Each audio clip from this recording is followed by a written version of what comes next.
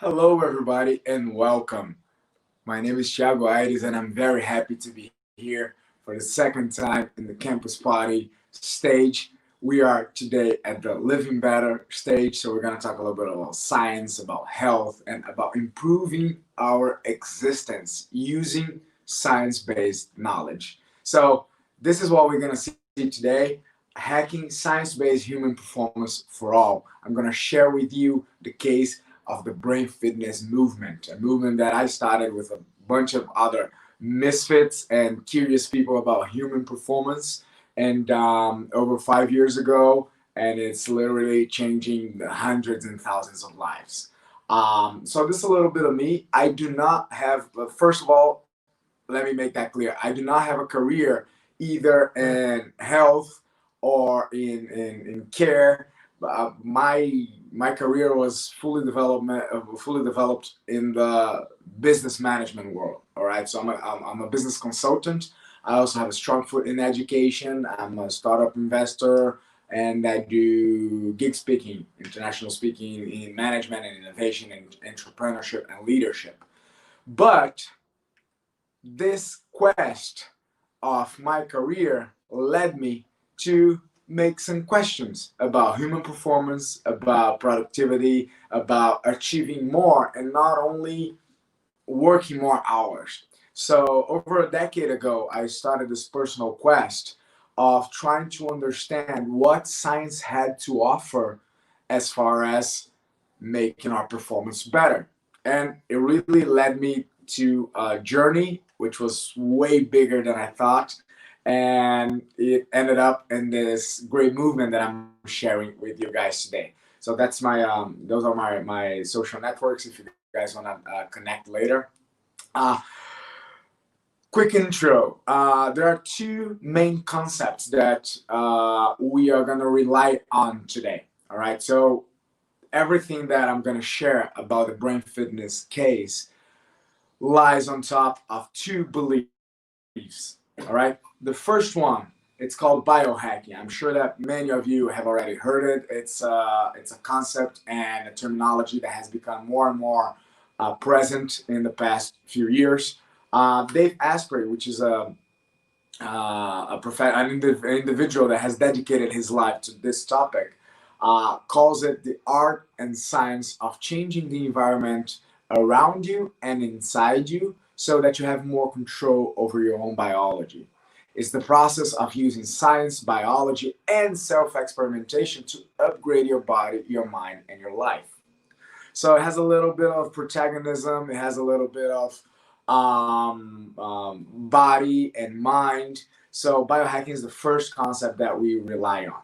The second concept that we're going to rely on, it's called crowd science. All right, this one is not very it's not as famous as biohacking. Maybe it's not as sexy as biohacking, but honestly, I truly believe in it from all of my heart.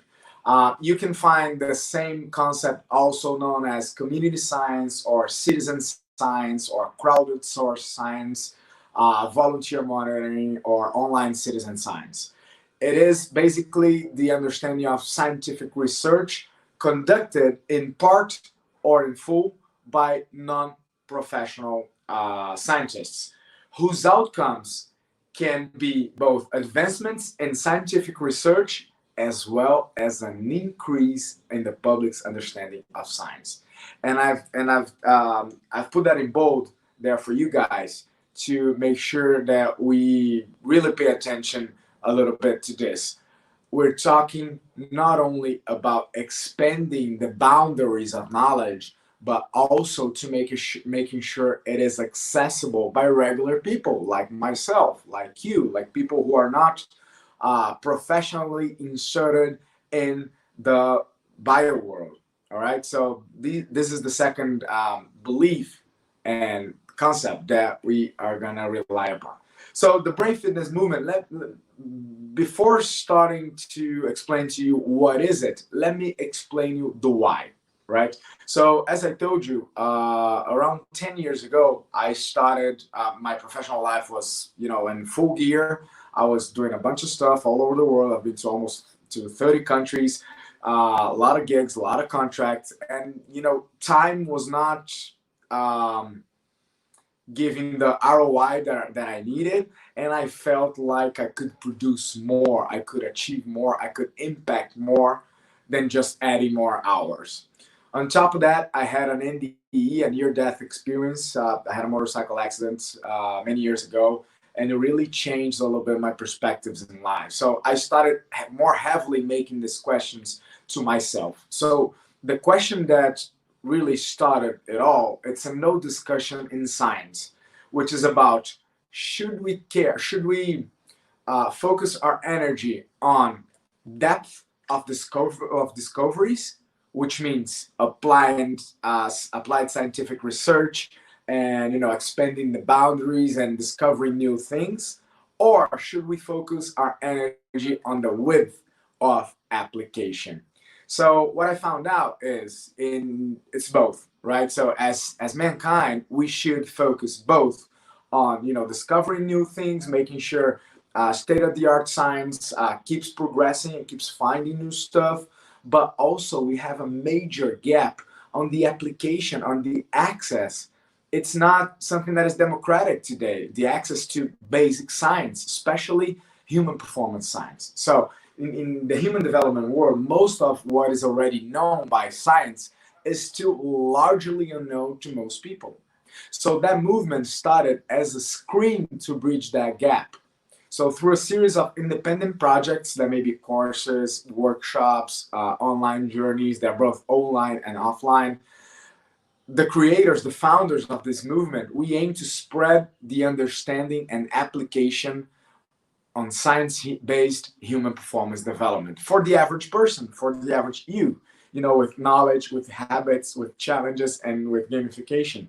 And it has been changing lives ever since. All right. So basically, I had three reasons for that. The first one was a personal reason, which was my personal quest for productivity and achievement. The second one, I noticed it was a great opportunity because the same questions that I was asking myself, a lot of people were asking too. And the third one, which I think is the most important, there's a noble reason. I realized I could help, thousands, maybe millions of people around the world, helping them change their lives. So that was the noble reason behind it. So now that we understand the why, let me tell you the what is it. So brain fitness is a movement, all right? Is a movement on science-based human growth hacking techniques. We are based on research, on three types of research: on field research, bibliographical research, and empirical. And we cover from neuroscience aspects to productivity hacks. It is of a descriptive character, which means it shares whatever science knows, and it's not non-prescriptive. So it doesn't aim to give a method or a recipe or a step-by-step for any given individual. All right. So we are focused on human performance, and the way we have done it and delivered it throughout the years has different formats. So this movement, as I said, started a little bit over a decade ago. And let's say the first 5 years were my personal research. A lot of scientific papers, documentaries, bibliographical gathering. And by 2015, 2016, my research, I had my near-death experience, and it really shook me that I needed to do something about it. That those 5 years of research, I had to share it. People were asking me, Ayres, how do you do it? How are you able to make sure you can fit so many different responsibilities and you can achieve so much? What are the secrets? So in 2016, it became clear that I needed to share. So my gaming on the research. So research started to get serious between 2015 and 2016. I started doing interviews all over the world. I interviewed psychiatrists in the United States. I interviewed health professionals in Latin America. I interviewed biochemists in Poland. So I really started upping the game on the research. And experimentation.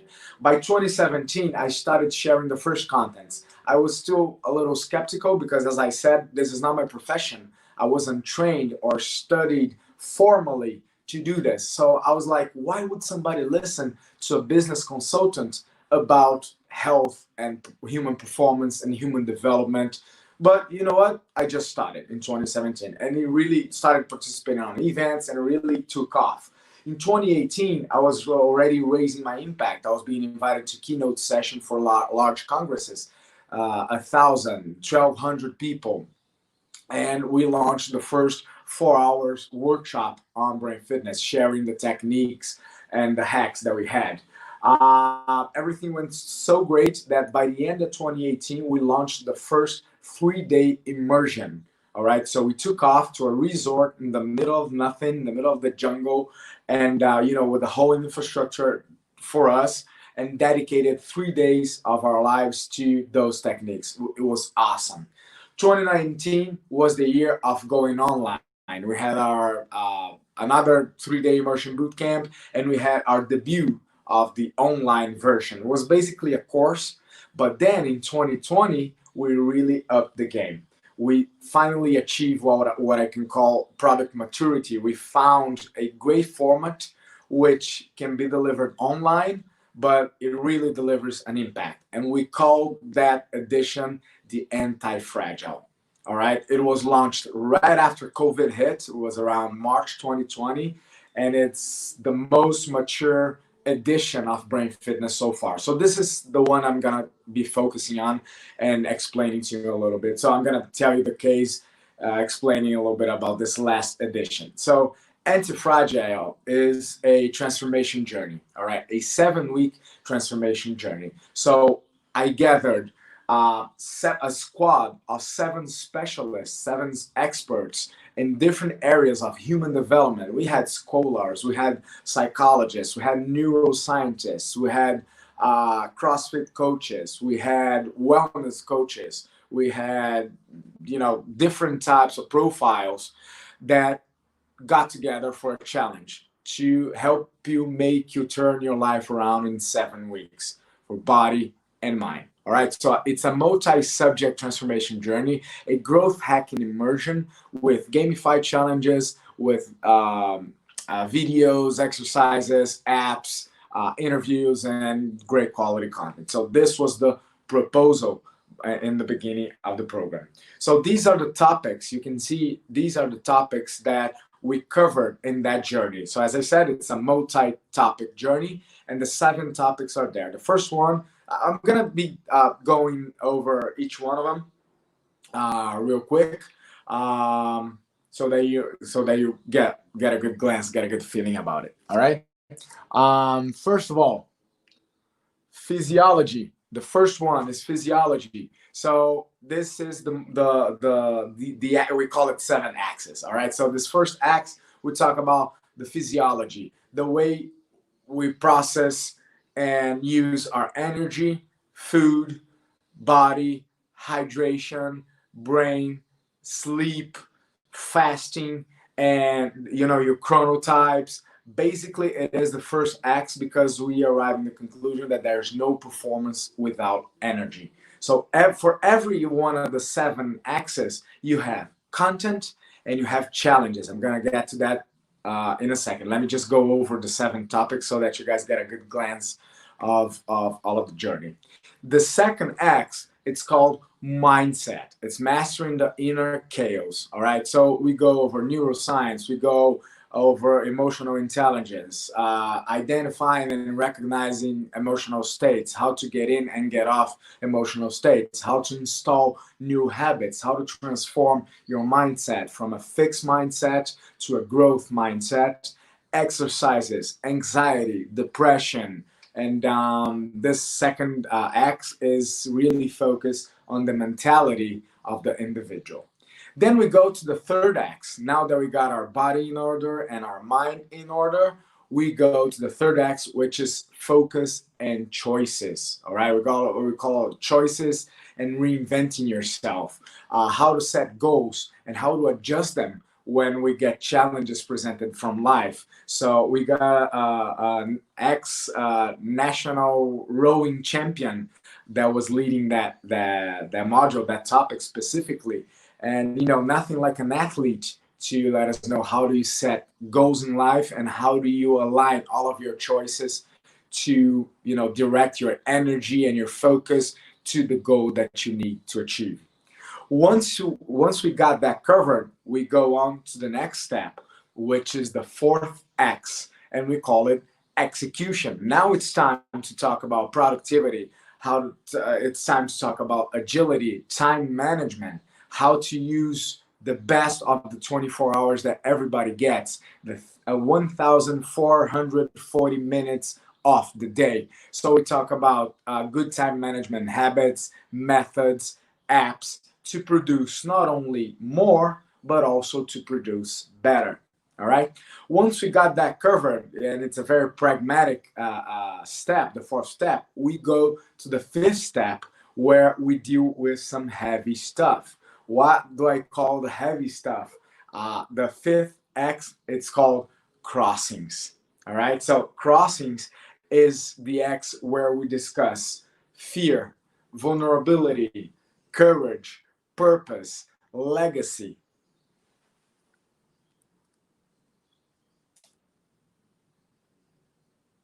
For some reason, I see that the presentation is it showing? All right, now we got it. We got it back. So crossings, owning life and owning happiness. It is said that all of these topics that we covered so far, they're not covered in our basic education. And talking about fear, talking about courage, purpose, and legacy is mandatory, to have a fulfilled life. I was convinced of it by my own research. All right. So next one, the sixth X, it's called networking, building value networks. So on this one, we basically share the belief that success is a team-based sport, and the art and science of making relevant relationships makes a great difference in life. So the sixth X is about networking. And the last one, intellectual autonomy. All right. So the freedom of learning to learn. This is the last topic that the school never gave us. We should have gotten this from our basic education, but we basically learn content, and content expires. We never learned how to learn by ourselves. So the seventh X is about intellectual autonomy, how you keep learning yourself. So these are the seven X's, and you guys can make me the following question. All right, but so far it looks like a course. What makes it so awesome? Is it the content? Well, let me share with you the 7 reasons why the anti-fragile journey was so awesome. First reason is the squad, the scientists and the people who are, and you can notice that I'm not into the squad, I just gather them, and they are the specialists, each one in their own field of expertise, and they bring the science. In each one of these 7 topics, there is a lot of things that mankind already found out, that have been proved and evidenced by research. However, that is not accessible to the regular you. All right. So the first reason why this movement has been impacting so much is the people that bring the science with them. All right. The second reason why this movement has been so awesome is the community. Yes, you're not alone. As you can see, people sharing common beliefs or sharing anything, it's what makes a community. Community literally means what we have in common. So in our case, we cannot sit around a bonfire due to the current conditions of the world, but we do get together in Zoom meetings, and that's our community. So you're not in your human development journey by yourself. You have people different from you, but who are looking for the same thing, who are searching the same things. The third reason why this transformation journey is so awesome is the materials that we provide. There's a guide that goes to every participant that includes tools, challenges, references, templates, a suggestion of apps, recommendations of materials, and all that kind of stuff to make sure your journey is the best journey possible. I think we have a little bit of lag, but no problem. Let's keep moving. The next reason, the fourth reason why this journey was so impactful is the books and articles. So we make sure that besides our own content, people have access to other great authors, people who have researched and found out great stuff related to those 7 topics. So every participant receives a list of books and links to articles, usually research papers, to base whatever we are presenting. All right. So we got Elizabeth Gilbert, we got Daniel Kahneman, we got Dave Asprey. We have lot of great content to be the basis of our claims. Reason number 5: not only you get the books and the articles, but you also get playlists. All right. So the participants receive 4 different playlists for deep focus and study, for motivation, for fitness, and that helps them, get into the mood and influence their brain in the right direction. All right. Let's move to reason number 6 that makes this journey so awesome: the tech behind it. So every participant receives a Fitbit monitor like this one. All right. So they receive tech like this. We use smart rings. We use brainwave scanners. So we try to make the best use of the techs to help us, get those habits going, use technology and apps to track our progress. And the 7th, but not least important reason that this journey was a huge success is the gamification. So once again, during these 7 weeks, it's not only a course, it's not only watching videos, it's about going through the journey. And the journey has challenges every week. For each one of those 7 topics, you have a challenge to fulfill, to perform. Let me go over a little bit. This might be a little bit easier for you guys to follow me on. All right. So, all right, this is good. All right. So every week we use a platform called Game Ties, which is a gamification platform. Every week you go into the topic that you need to enter, and you have many different challenges for each topic. All right. So once you go over and you start executing them, you start posting the evidence, and then you have many options. You can check the activities, you can check the leaderboard, you can go and get rewards by each of the challenge that was completed. And I'm not sure if you guys are aware, but gamification is actually using game elements to increase engagement in real life challenges. So these are print screenshots of executed challenges by the participants. All right. So this is a print screen of the sleeping monitoring app. This is a physical exercise challenge. So see, it records the time. It gives them a trophy. This is a little bit of video that they had to perform a testimonial, or you can upload a picture of your notes. Whatever it is, it all goes and gives you points. So at the end, you have a leaderboard that you can check. Guys, if you can just pop up my screen and my video, that might be better. All right, thank you.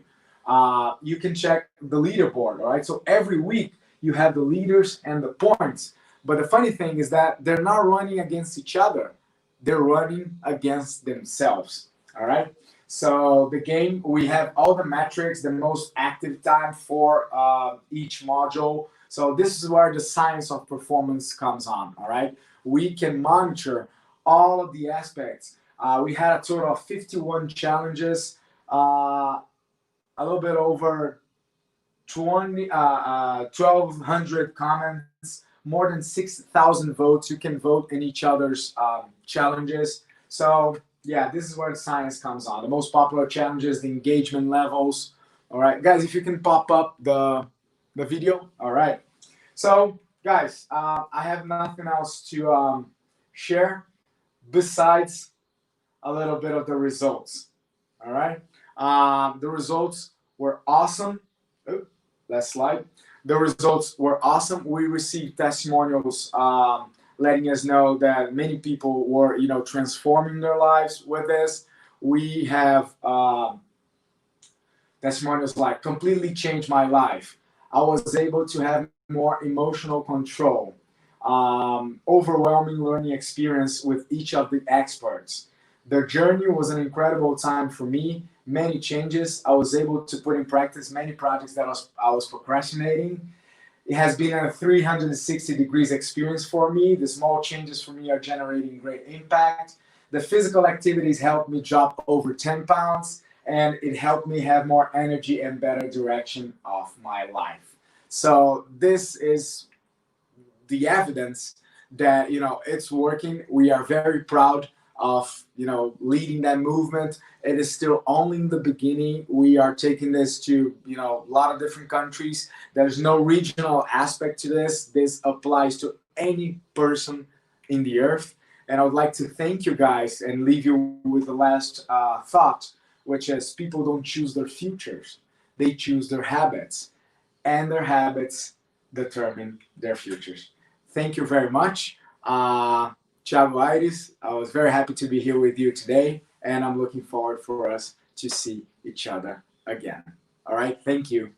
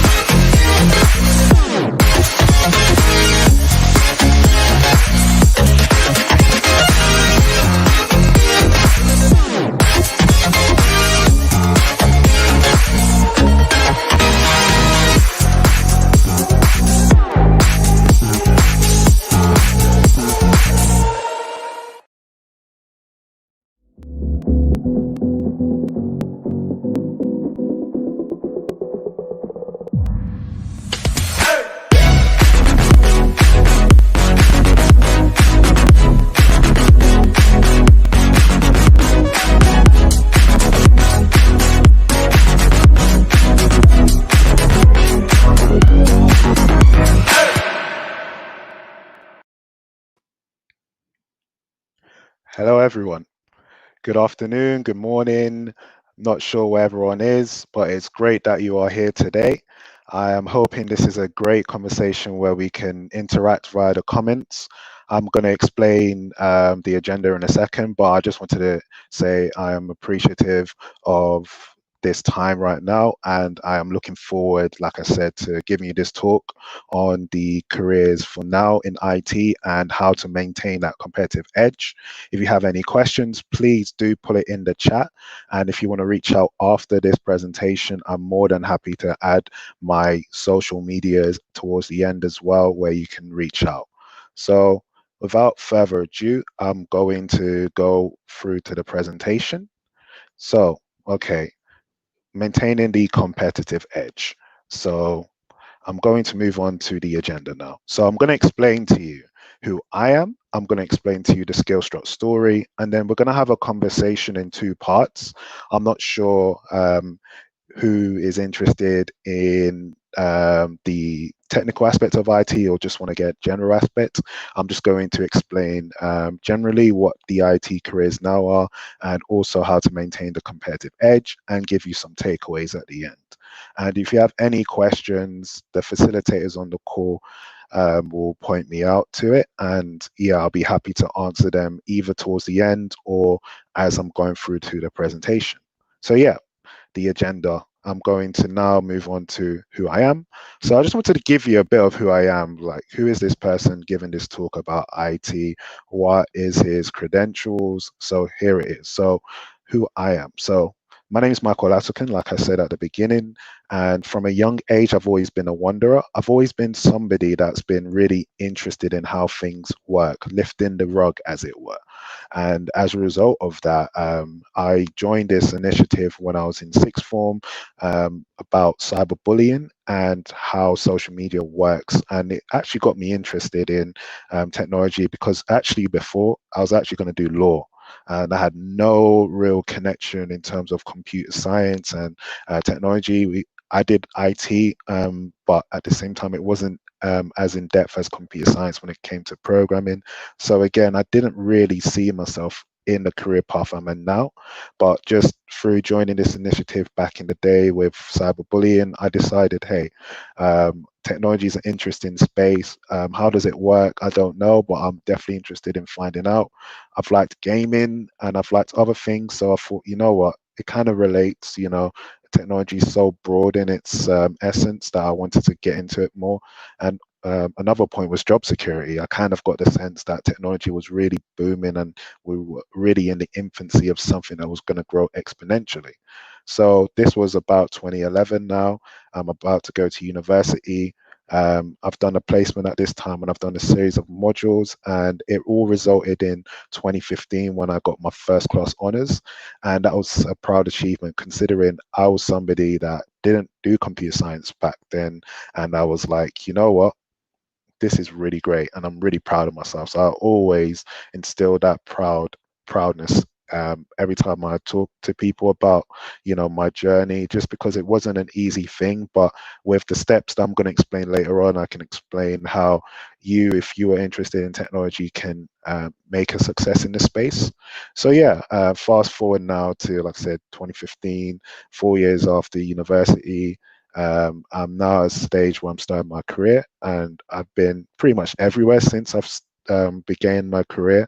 I've worked in the government before as a software developer. I've worked in the finance sector as a software developer. Again, I was really interested in financial literacy, so I decided I wanted to join the financial sector where I can leverage my technical skills and get a bit of the insight into trading and financial literacy like credit and debit.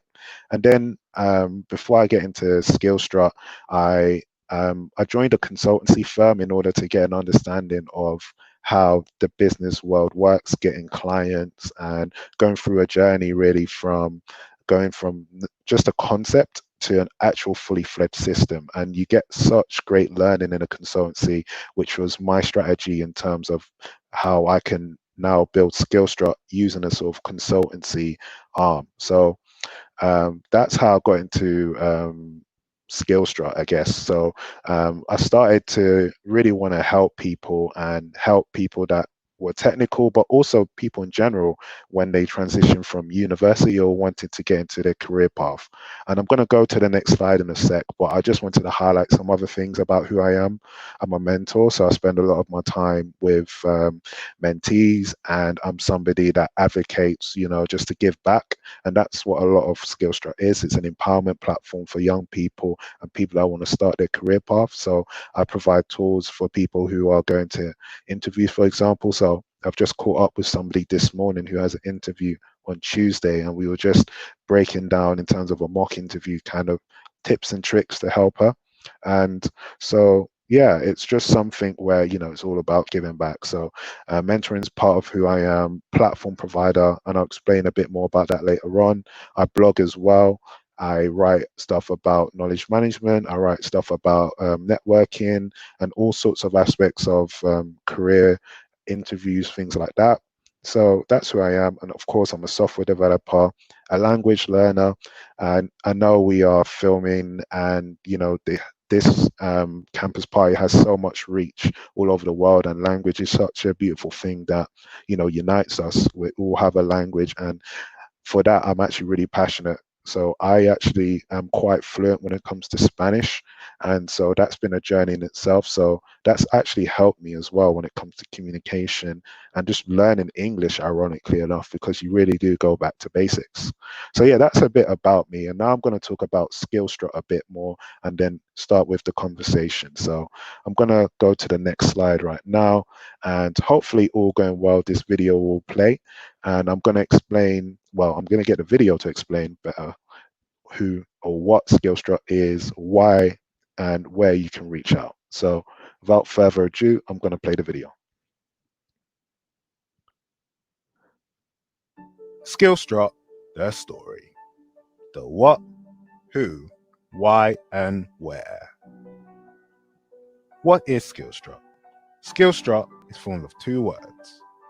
Skill, meaning talent, know-how, and art, plus structure, meaning routine, shape, and form. And together with those words, Oh, excuse me. Skillstruck was born. We believe that people have either one, but struggle to combine the two. We give you the Skillstruck tools and techniques to help you achieve your goals. So what is Skillstruck? Skillstruck is a combination of skill and structure formed in a methodology and lifestyle. Who are Skillstruck? We're a team of coaches, instructors, skillstructors. We're a group of individuals with different skill sets. We are people who have struggled with this in the past and work on our craft every day to help improve our methodology. We are not magicians and do not pretend to be, but we are driven individuals who enjoy helping others reach success. Why Skillstruck? Here are 3 simple reasons why you should reach out. Reason 1. Skin in the game. We experience the journey to form the Skillstruck methodology. We practice the methods we teach in our everyday lives. Reason 2. Passion. We care. We are driven to help others improve. And finally, reason 3. It works. Our techniques are tried and tested on people who often struggle with new tasks. People in university, people doing apprenticeships, and those who want a career change. These are the reasons why Skillstruck was born, and our number 1 aim is to provide people with the Skillstruck methodology. Where can you reach out? Follow us at Skillstruck. And most importantly, go check out our website, www.skillstruck.com, where you can find out more about us, see our blogs, check out our services, and most importantly, contact us to reach out so we can help you on your journey to achieve your goals. Thanks for watching this video. Don't forget to like, share, and subscribe. Take care from Skillstruck. So yeah, that is what Skillstruck is about. So what we are is a platform, like I was saying before, to help empower people. We write blogs to help people, and giving back is something really big.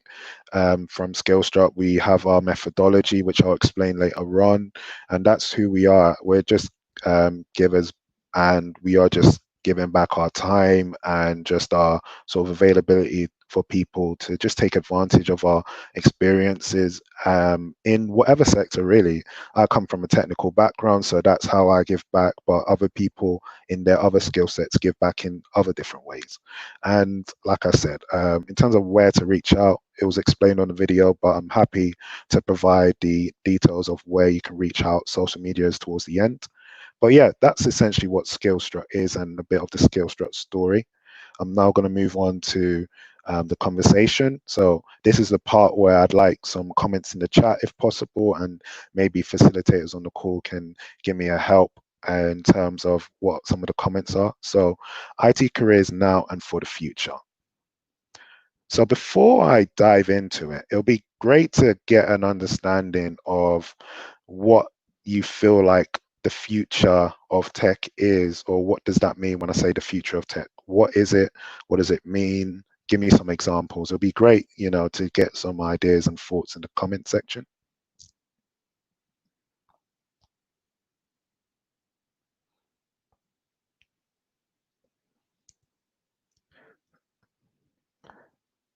I'm not sure if I can see the comment section, so I don't know if people are already writing comments in,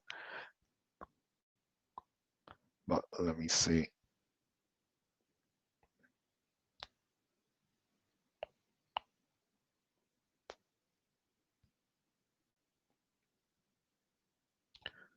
Okay.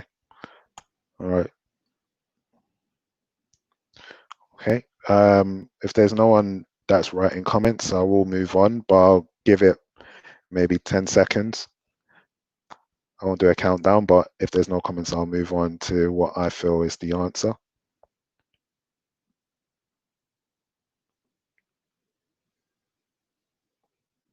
Okay, great. Okay.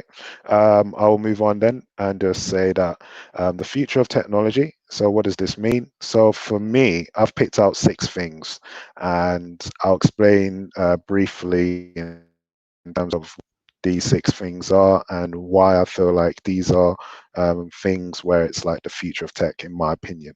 So yeah, we'll start off with the cloud. So the cloud is something I guess I work on more in my day-to-day. The cloud, think about Spotify, for example, or Netflix. You don't actually own the physical music. You don't own the physical content. You stream it over the internet, and that's essentially what cloud technology provides. From Spotify's perspective or Netflix perspective, they may have things like subscription to AWS or Microsoft Azure when it comes to hosting the physical data, but you're actually renting out that piece of content. So that's what we talk about with the cloud, and this is something that businesses take advantage of when they provide software as a service as well. You might know it as a SaaS model. Those who are a bit more technically minded on the call and listening as well. And then yes, we've got other things as well. So blockchain is something interesting. It's been really hot the past few years.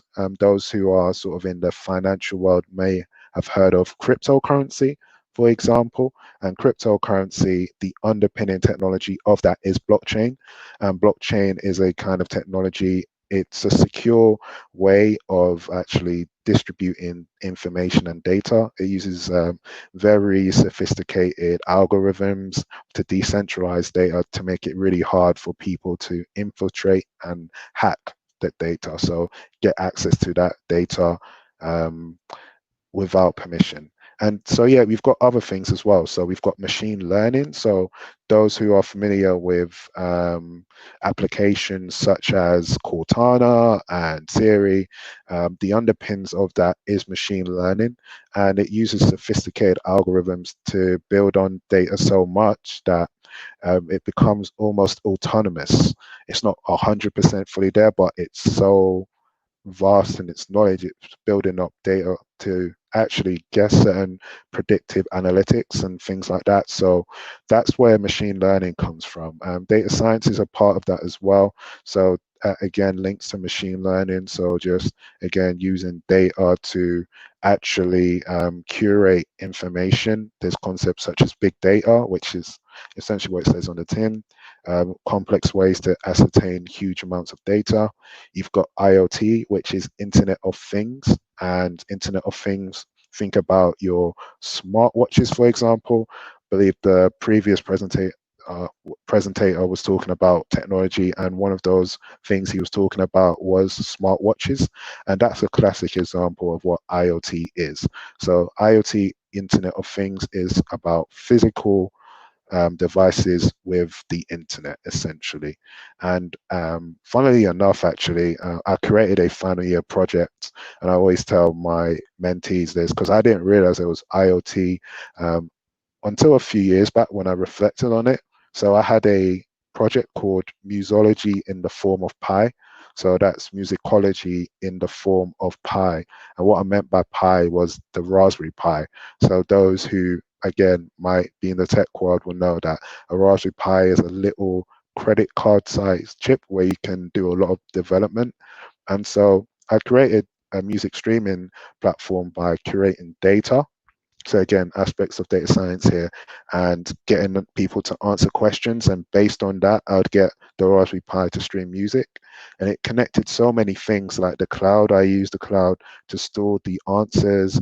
I used IoT again, like to stream music using something called IPv4.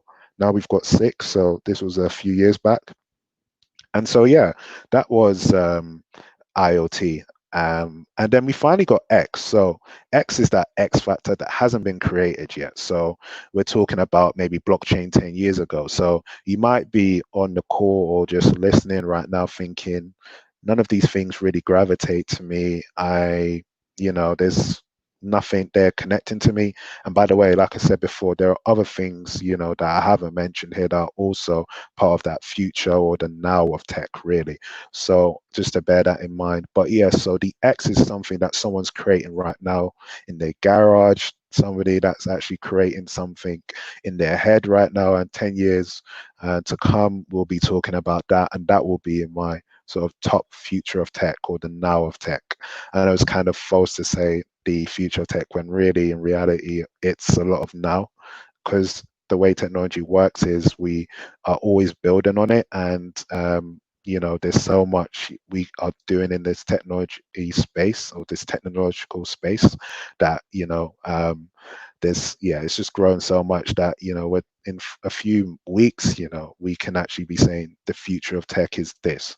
That's how much technology is growing. So yeah, that's it in its nutshell when it comes to the future of the now of tech and what to look out for. So I hope there's something that everyone can feed from when it comes to the future of tech here. And so I'm going to move on now. And before I move on, actually, just a quick thing. I'm somebody that always advocates note taking. So you might have noticed actually this little notebook-esque icon at the bottom right. So whenever you see that, it's kind of my subtle hint to say, hey, I'm giving you some things here to take away. So it'd be a good idea to just take some notes. So yeah, just to bear that in mind, those on the call and those listening to this broadcast, just to bear that in mind, take some notes, take something from this, because for me, it's not just me just giving a lecture. I really want people to actually take some tangible action from what I'm saying. So yeah, this was the future of tech. So I'm now going to talk about the competitive edge, and this can really be applicable to whatever profession you want to go into. I'm going to use the analogy of who wants to be a better programmer, because this is what I typically do when I talk to students at universities and whatnot, and it's mostly techie students, so students studying computer science and things like that. So I'm going to use that analogy, but you can think of most analogies. So whatever skill set you're really interested in, think about that. We are here about living better. Maybe it's about being more healthy and doing other things to be more productive. So think about it that way. And living better through programming helps me when it comes to my everyday. And like I said, Skillstrut helps me live better. And you might have a different perspective, but for this piece and this aspect of the second half of the conversation, I'm going to talk about how to be a better programmer. So I'm going to talk about the step 1. If people do have comments, feel free to, like I said, put it through, and somebody will let me know, the powers that be behind the scenes, that there are questions, and I'm more than happy to answer them again. So yeah, step one, research. So those who know me will know that step one, whenever I approach anything, I need to do my due diligence. So let's say I want to be a better programmer in the cloud, for example. First thing I need to know is, what is the cloud and what tools are out there? So these are the kind of things I'll start to research, because a secret here is almost 99% of things you feel you are looking for probably exist on the internet. That sort of 1% is probably that X factor that I was mentioning before, in terms of that technology that hasn't been conceptually made yet, but will be in the future, in decades to come. So honestly, research is really key on this. You can be so amazed with the amount of information you find. So I'd say research is the first step when it comes to being a better programmer. And so as you discover the researching tools, you realize, for example, AWS is out there, Microsoft Azure is out there. These sort of programming tools are out there that you can leverage Microsoft Azure, for example, for. It's time to invest. And what I mean by investment is time. So those of you that, on the call, I'm thinking, now I've just done some research. Now it's time to be practical. You've got the theory, now it's time to practice it now. So start to play around with programs. Start to, because there's so many tools. So I get this misconception that it's really expensive to become developer, because you have to buy this, you've got to buy that. But those who know the concept of open source, a lot of tools out there are really free for people to play around and experiment. Again, if you do that research aspect beforehand, before you go into the investment, you'll realize this. And we can also actually refer to investment in money as well, because actually I do this experiment with students a lot, and I'll explain the experiment a little bit now, and you don't have to put the comments in the chat, but it's just to give you food for thought. So I normally have a conversation with students where I go, put your hands up if you have Netflix, Spotify, or any of these sort of platforms. And to be honest, 90% of people more or less put their hands up. You do get that odd 10% that may not put their hand up for whatever reason. Maybe someone's quite cheeky and thinks, oh, I've got YouTube Premium, but I didn't say it. But anyway, the bigger point here is most people have that software as a service or pay for that subscription. Then I mention other things. So I say, okay, so you pay for that. How about like Udemy or Pluralsight or Coursera or LinkedIn Premium to get access to courses as well? Then 50% of people put their hands down. And I say, hey, if you can afford to do or listen to Netflix, or watch Netflix rather, listen to Spotify and pay a service, you'd be amazed that people will be dumbfounded by that and aghast almost, and feel, oh, that's true actually. For whatever reason, when it comes to investing in their education, there's a distinction there almost, because there's the assumption that it's not fun. But then for me, one of my principles is you always have to leverage your interest. So I'm only in computer science, or I'm only studying something because I have an interest in it. So whatever reason, there is a disconnect between the two. So I always tell people, investment, yes, in time, but if you can invest in finances as well, then you really should do that. So again, so back to this guide. So now I'm investing in, let's say, Pluralsight, for example. I'm investing in that right now, and now I'm at a stage where I am investing, and I'm now, okay, I've got the tools, I've got Pluralsight. Now I'm starting to do these tutorials, and now I'm getting to a stage where, okay, I've got the theory, I've got the practice. Now I need something else. Now I need structure. And obviously with Skillstruct, if you haven't guessed already, skill is one thing that we talk about, but structure is also the other foundation. So Skillstruct is a combination of skill and structure. You might be able to see in the background, I've got skill plus structure. But yes, so structure is something you need. And what I mean by that is a routine. So for example, you know your schedule, right? So as a student, let's say, or someone that's working part-time, you know the best time where you can start applying the Pluralsight course or the LinkedIn fundamental course or whatever course. You know your schedule. So structure is really important here. So that's the third stage. And the next one, which kind of links everything together really, and this is the final step, is evaluation. So evaluation, and what I mean by this is feedback. I feel like you're in a constant feedback loop when you are always doing things and learning things for the first time. So let's take the analogy of being a better programmer. So you're now in the stage, now you've done a few tutorials, you've started to practice a bit more, and now you get to a stage where maybe there's a bit of a slump. You're, for whatever reason, not leveraging, or you're not ascertaining as much knowledge as you did beforehand.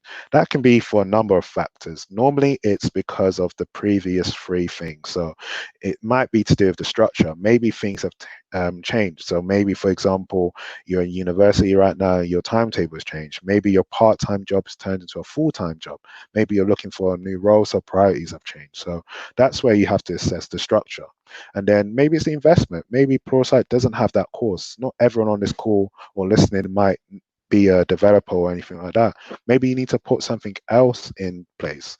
Maybe you go to LinkedIn Premium, for example, and feel like, oh, okay, I need to do a course in business management. There's that. And research, again, maybe you're not looking at the right thing. So when I talk about evaluation, I talk about that feedback and how you can leverage your skill set even more so. So feedback and evaluation is very important whenever, for example, you have an interview. For example, I always tell my mentees that always get feedback, even if it's positive, because people associate negative feedback. Positive feedback is also important as well, because it helps you build on your skills.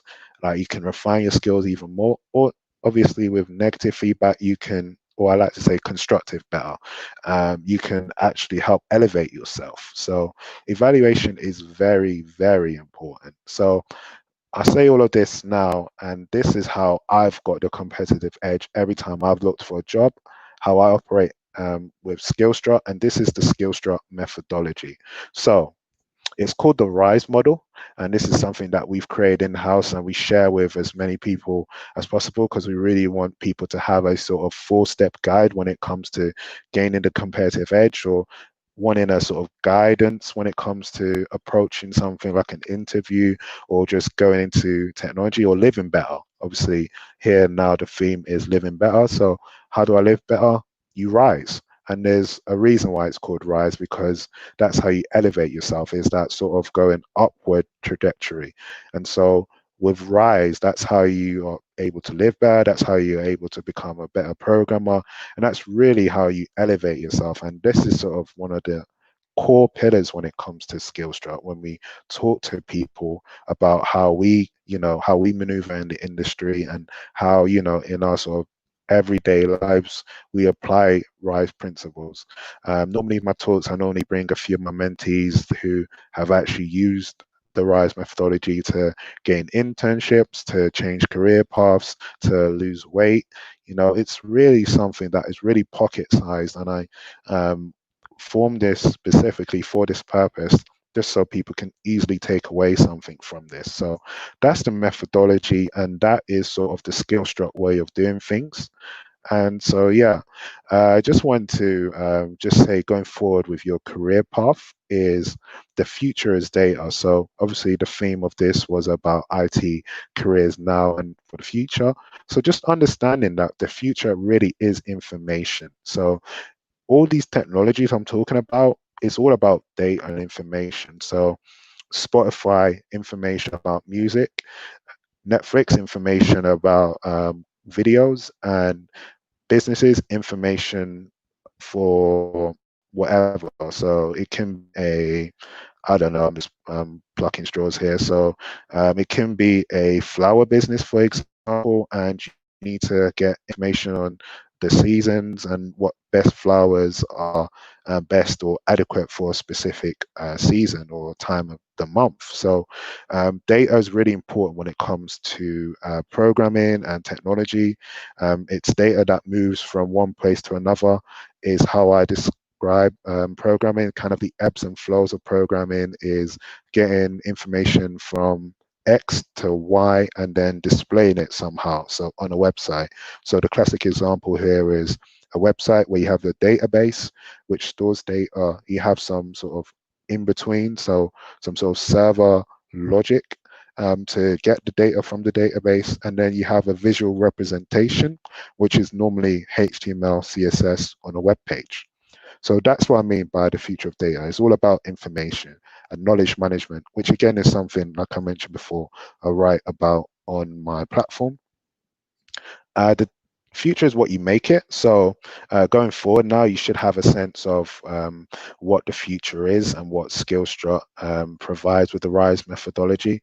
The future is up to you, really. So how you live better is how you make it, and how you decide that is how you as an individual perceive yourself and how you are motivated, really. So it's what you make it. So taking what I've said about the RISE methodology and how to apply yourself is what you can ultimately do to make the future your own.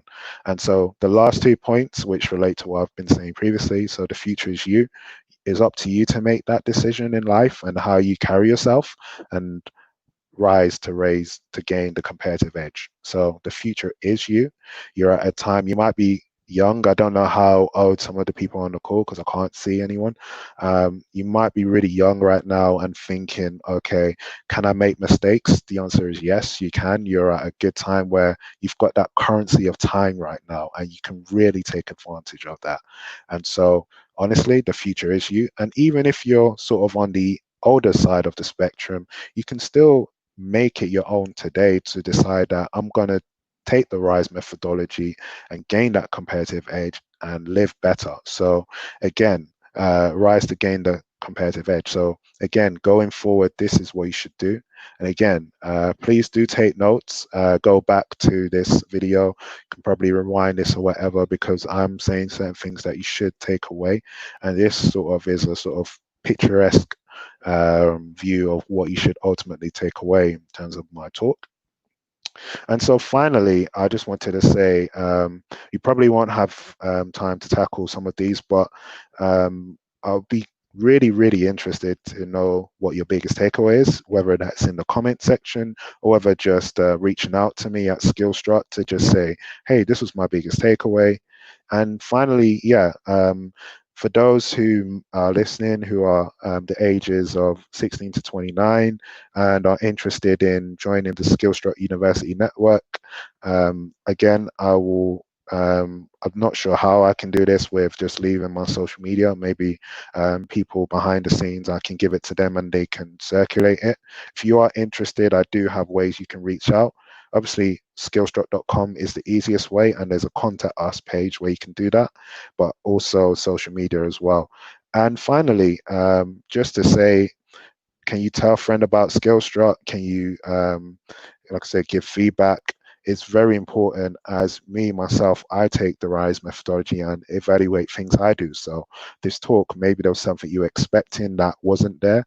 Or maybe you just want to say, hey, this was really great. That's equally fine too. So any sort of constructive feedback, whether positive or negative, I'm happy to listen to. And yeah, like I said, as Skillstrut is building our platform, we do appreciate you telling people about Skillstrut.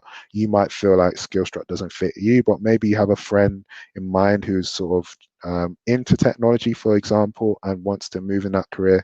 Maybe they're just about to graduate, or maybe they're just starting university, or maybe they're thinking, what do I want to do? And that is how you can basically help with Skillstrut and give feedback and share. So that's really it in terms of the presentation. I just really wanted to say thank you to those who are listening for being part of Skillstrut's story.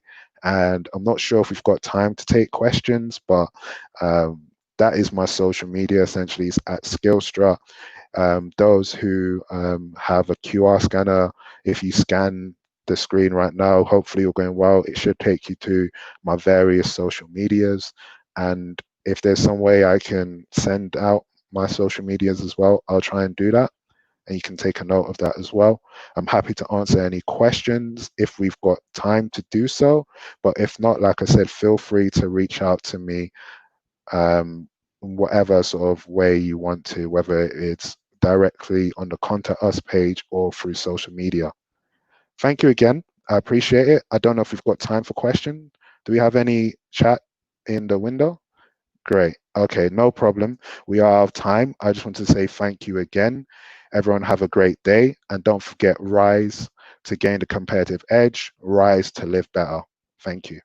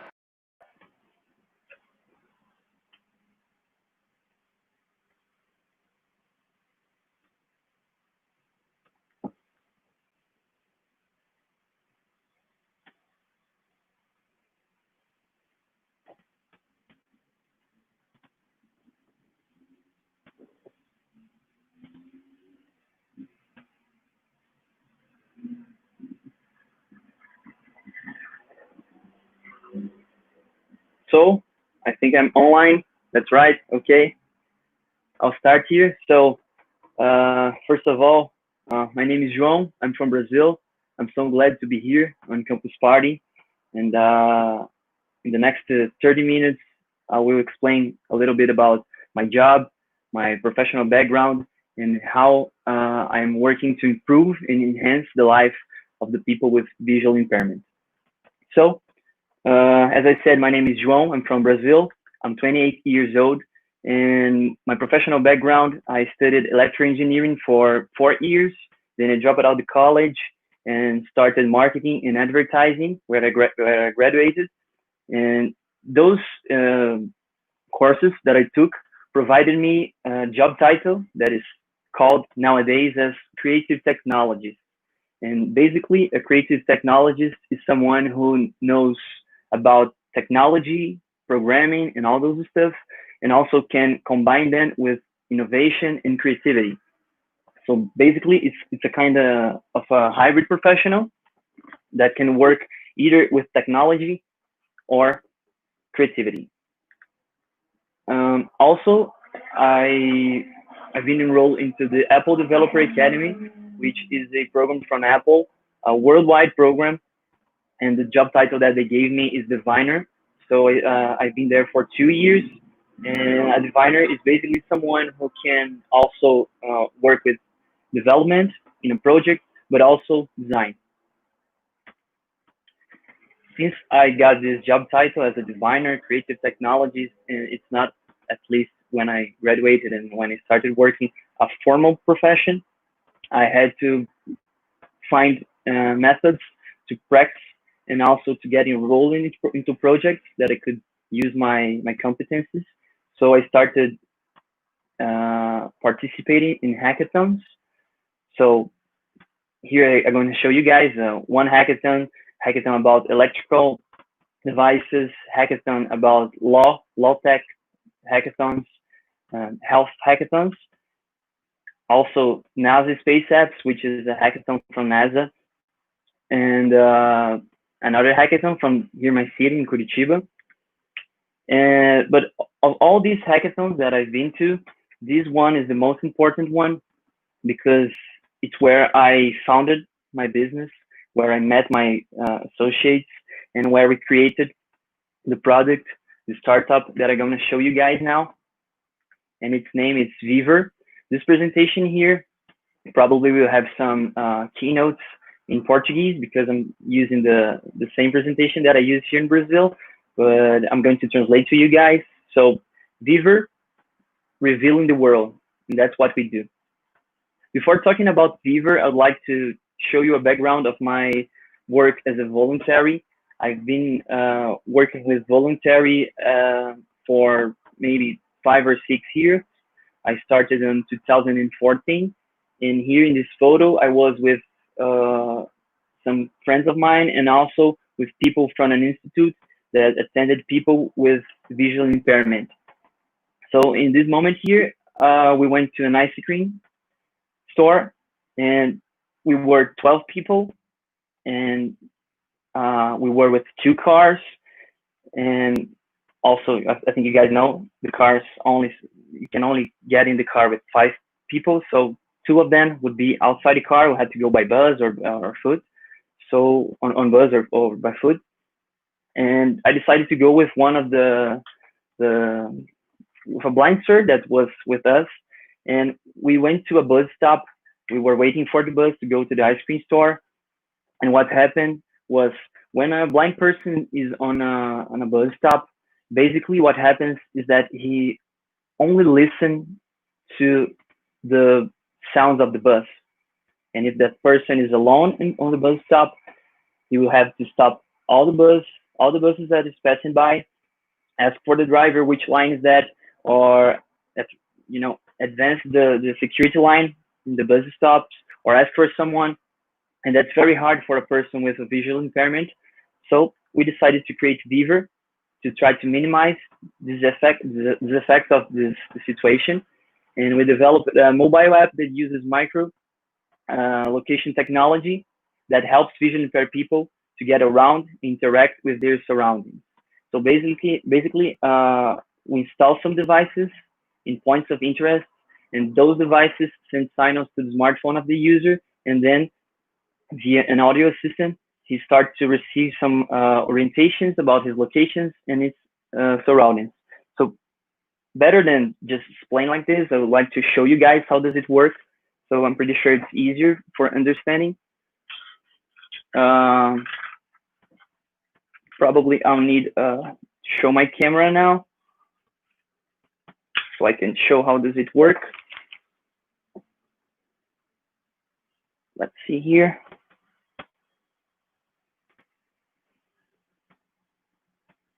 So imagine you're at the bus stop and you turn on your application. And when the bus starts getting closer to you, you receive a notification like this.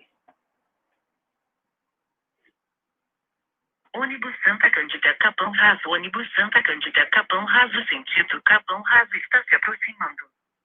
So that's what happens. The user receives a voice assistant message saying that the bus is getting closer to him. Those devices that we are using is called beacons. It's a Bluetooth low energy device, and this hardware is kind of cheap. You know, it's not expensive. You can use it in many applications. So as we can use in many applications, we found out that you can use also those devices on toys for children with visual impairment, so we can tell them a story. We can use it in museums, on art pieces, where the user can receive audio description about the pieces around him. Also, we can use in buildings like shopping malls, so we can orientate the user to emergency exits or even stores or things like that. As we start up, we have 4 pillars of impact. The first one is your orientation. The second one is mobility. The third one is accessibility. And the fourth is inclusion. And for us, is the most important one because despite of orientation and mobility and accessibility, social inclusion is one of the worst problems that they face. You know, the feeling of no belonging. That's why we work so hard to provide them all these 4 pillars. But most of for the best one, we think for us, would be inclusion. Also, what we're doing here, we are democratizing technology because the application is free for the users. So all the devices need to be paid by the institutes, the foundations, the cities. So they buy from us these devices. We do not manufacture them, but we have lots of people who develop for us, and we kind of rent those devices for them. Basically, it's implementation plus a monthly fee. That's how we got our revenue. And this is a very important slide, keynote. When you're a social entrepreneur, there's no competition. Here are some examples of other initiatives around the world. We got here Blind Square right here, Microsoft Soundscape, and also from Microsoft Seeing AI. Both of them work with vision impaired people. So we do not see them as competitors, right? Because since we are all working for the same goal, we are all collaborating with ourselves.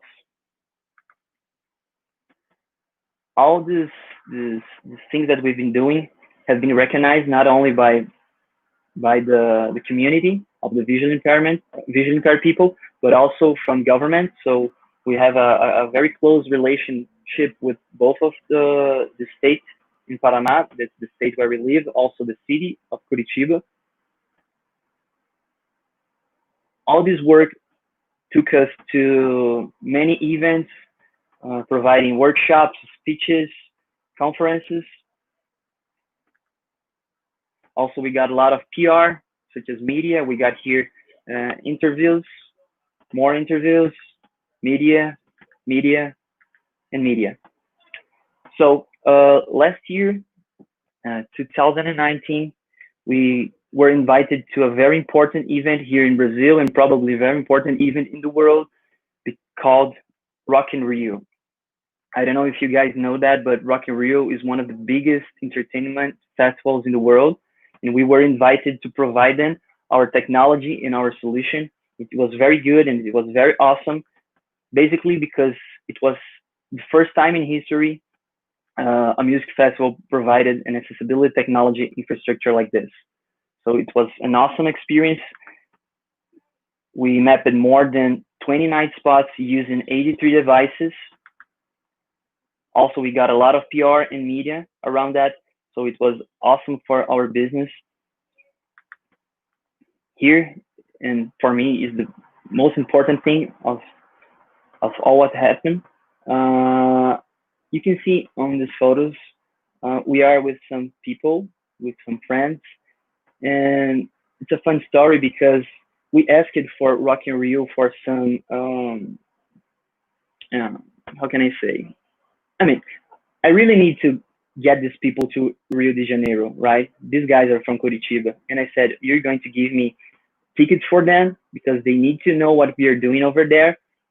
And the Rock in Rio said, okay, I'm going to give you how many tickets you want. And I said, okay, it will be 11.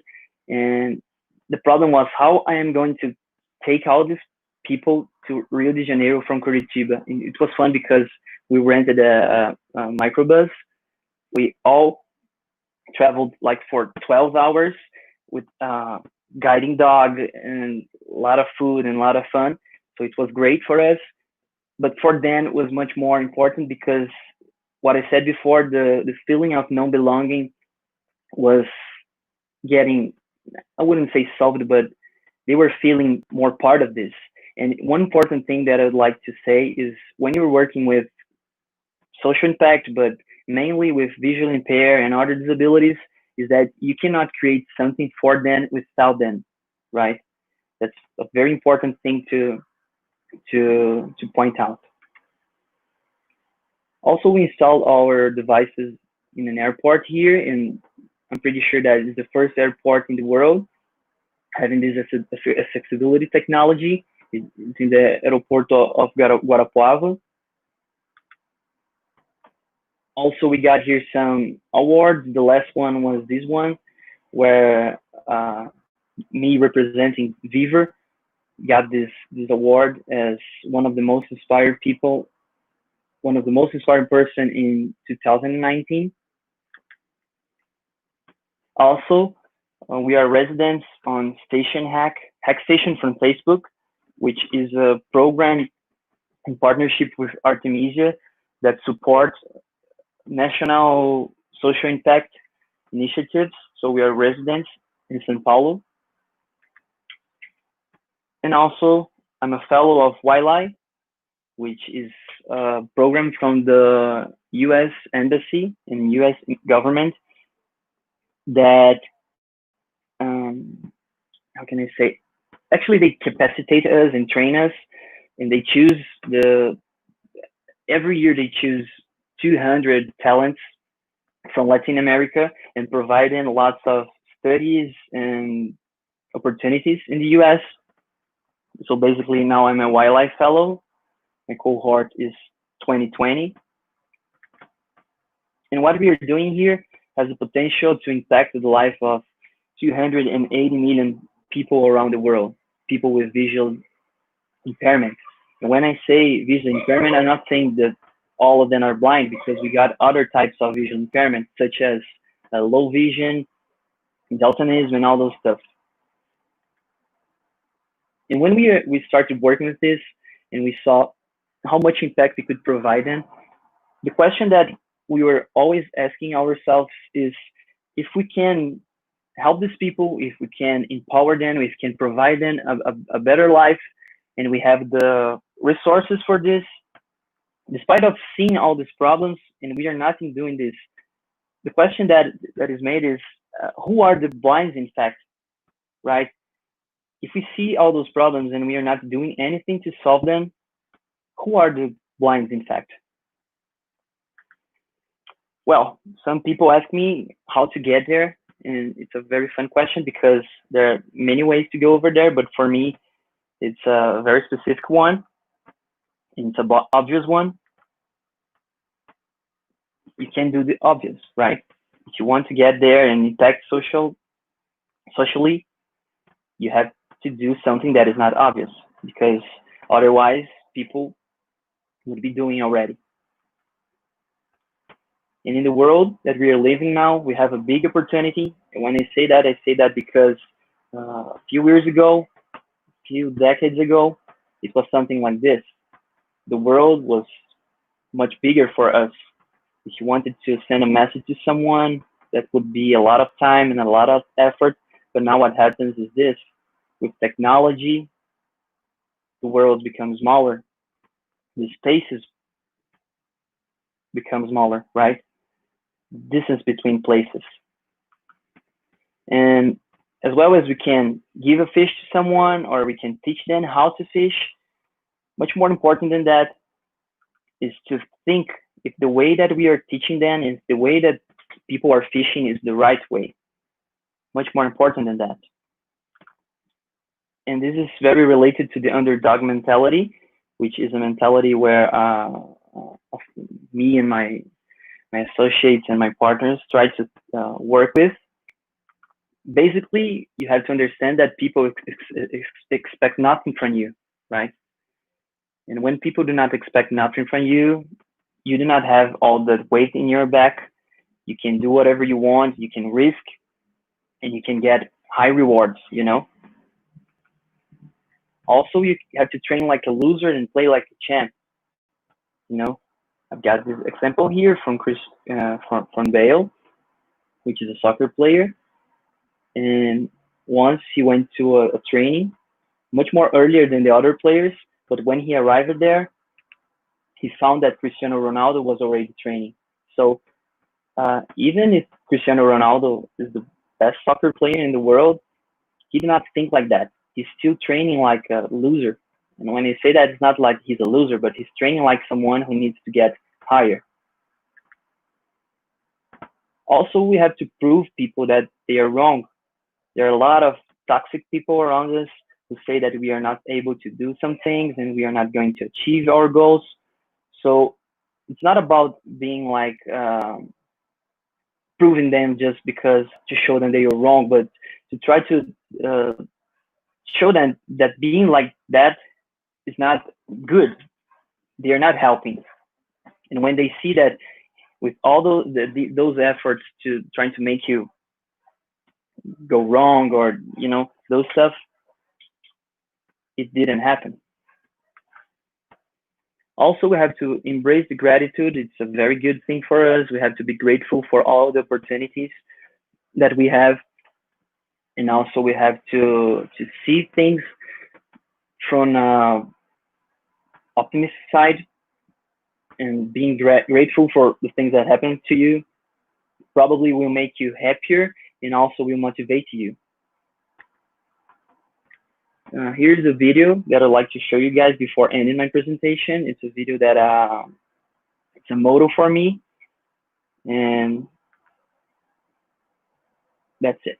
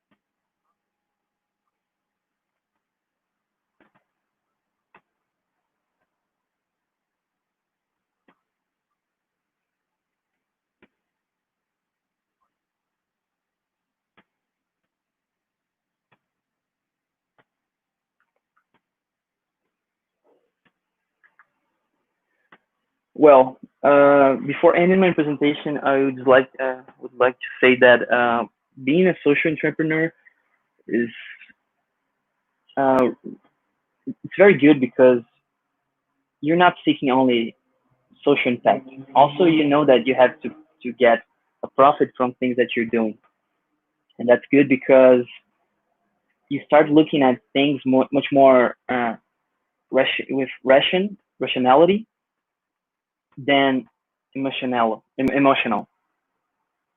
So it's very important for us to understand that social business needs to be profitable. Otherwise, you will not sustain yourself, and you won't be able to impact the life of other people. So if you guys have any doubts, or if you guys want to connect with me, that's my Instagram, that's my name. You can find me on LinkedIn. I'm so glad to be here. Thank you for the opportunity. And that's it.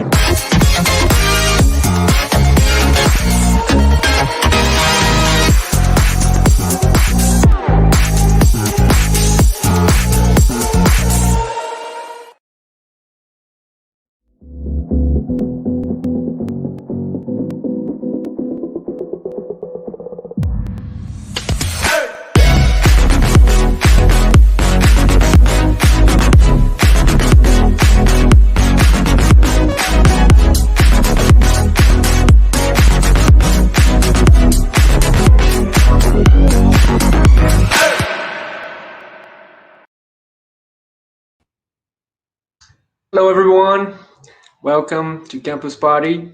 I'm gonna share my screen with you and then we can start talking about. So let me just check. So welcome again to Campus Party Digital Edition. This is actually my first time speaking in a campus party, and it's my first talk in English as well, so thanks for the opportunity. And let's just begin. Hi, I'm Gabriel, and I'm actually still trying to understand Dark's final season, last season.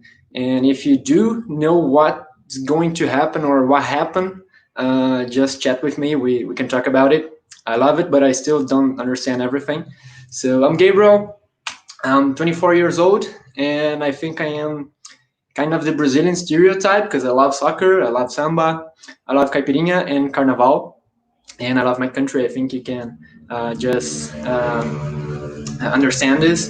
And we are living tough times right now, but when you can, please come to Brazil, get to know our country. It's amazing, I swear to you. And we have these amazing things here you can try. And I was born actually in the city. It's called São José dos Pinhais. And I challenge you that are watching this to try to say this name. Try to say it, São José dos Pinhais. It's kind of hard as well for non-Portuguese native speakers. And I love this city as well. I've been living here for almost my whole life. I've actually lived also in California and also in São Paulo here in Brazil as well. But I'm living already. But I'm back here to my native city, São José dos Pinhais, and I love this. And just for you to get to know me a little better, I am a management technician. I'm an industrial engineer, and I've worked for ExxonMobil, for Google, and I'm working now here for Grupo Boticário. That is a Brazilian company, and that is the topic we are talking about in this presentation, and how we are changing some things here, and how challenging this is, and what we are doing to boost our technology scenario. And just talking about Grupo Boticário, also from my city, São José dos Pinhais, the company was born back on 1977. This was the first store, O Boticário. This is the first brand of our group. And O Boticário was born in our airport, actually. This was this tiny little shop here who started everything. And we are now we are now one of the biggest beauty groups, beauty companies in the world. One of the biggest, of course, in Brazil as well. And Grupo Boticário is O Boticário, Eudora, Quem Disse Berenice, Beauty Box, Multi-B, Multi Beleza na Web, and Grupo Boticário's Institute and Foundation. And we are many brands, and I'm just gonna show a little video from you, so you can understand just a bit of what we do. And we work with beauty, with cosmetics, and gifts. So just take a look at this video. I'm gonna pause it right now, just to change the subtitles to English so you can understand it better. This was our Christmas advertisement campaign. So just for you to understand a little bit of what we do here. I wouldn't live to Christmas, actually. Você fica linda de vermelho desde pequenininha, sabia? Os presentes estão no baú, corre lá. Não chore, minha filha. Você sabe como eu queria estar aí. Eu não passei o Natal com eles. Porque eu tinha que agradecer outra família. A que perdeu alguém. Que me doou um coração. Obrigado.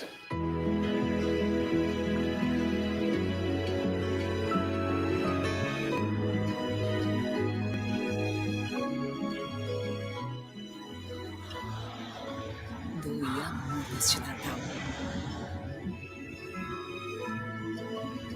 O Boticário, onde tem amor, tem beleza.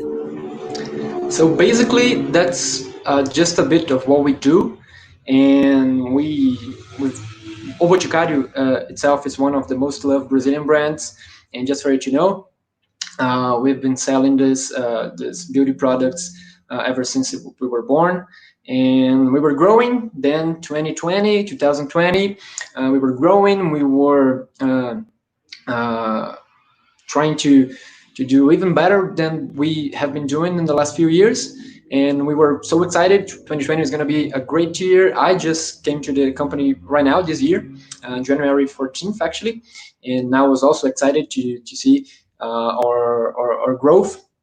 And actually, as I told you before, we are a Brazilian brand, we are a Brazilian group, but we are present in more than 15 countries and with more than 4,000 stores worldwide. And this is a bit of Grupo Boticário as well.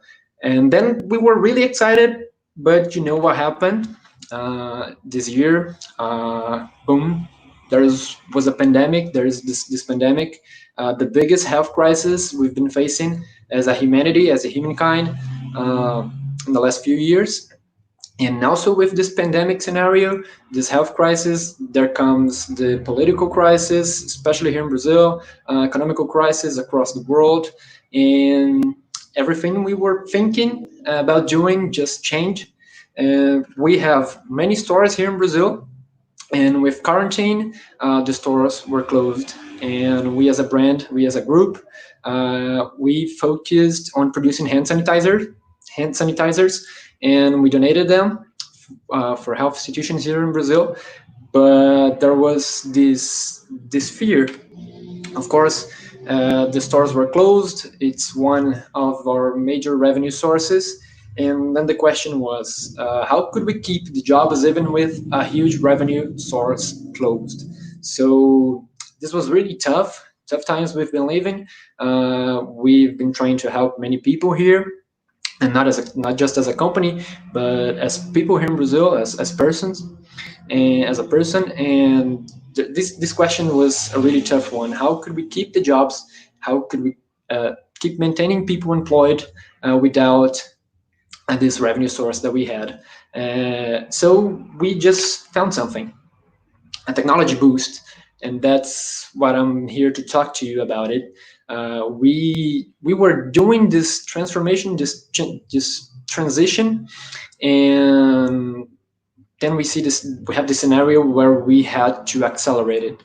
So we had to do this boost. And what is this? What am I talking about when I say technology boost? So first of all, our digital products, our digital solutions were firstly based on external sources.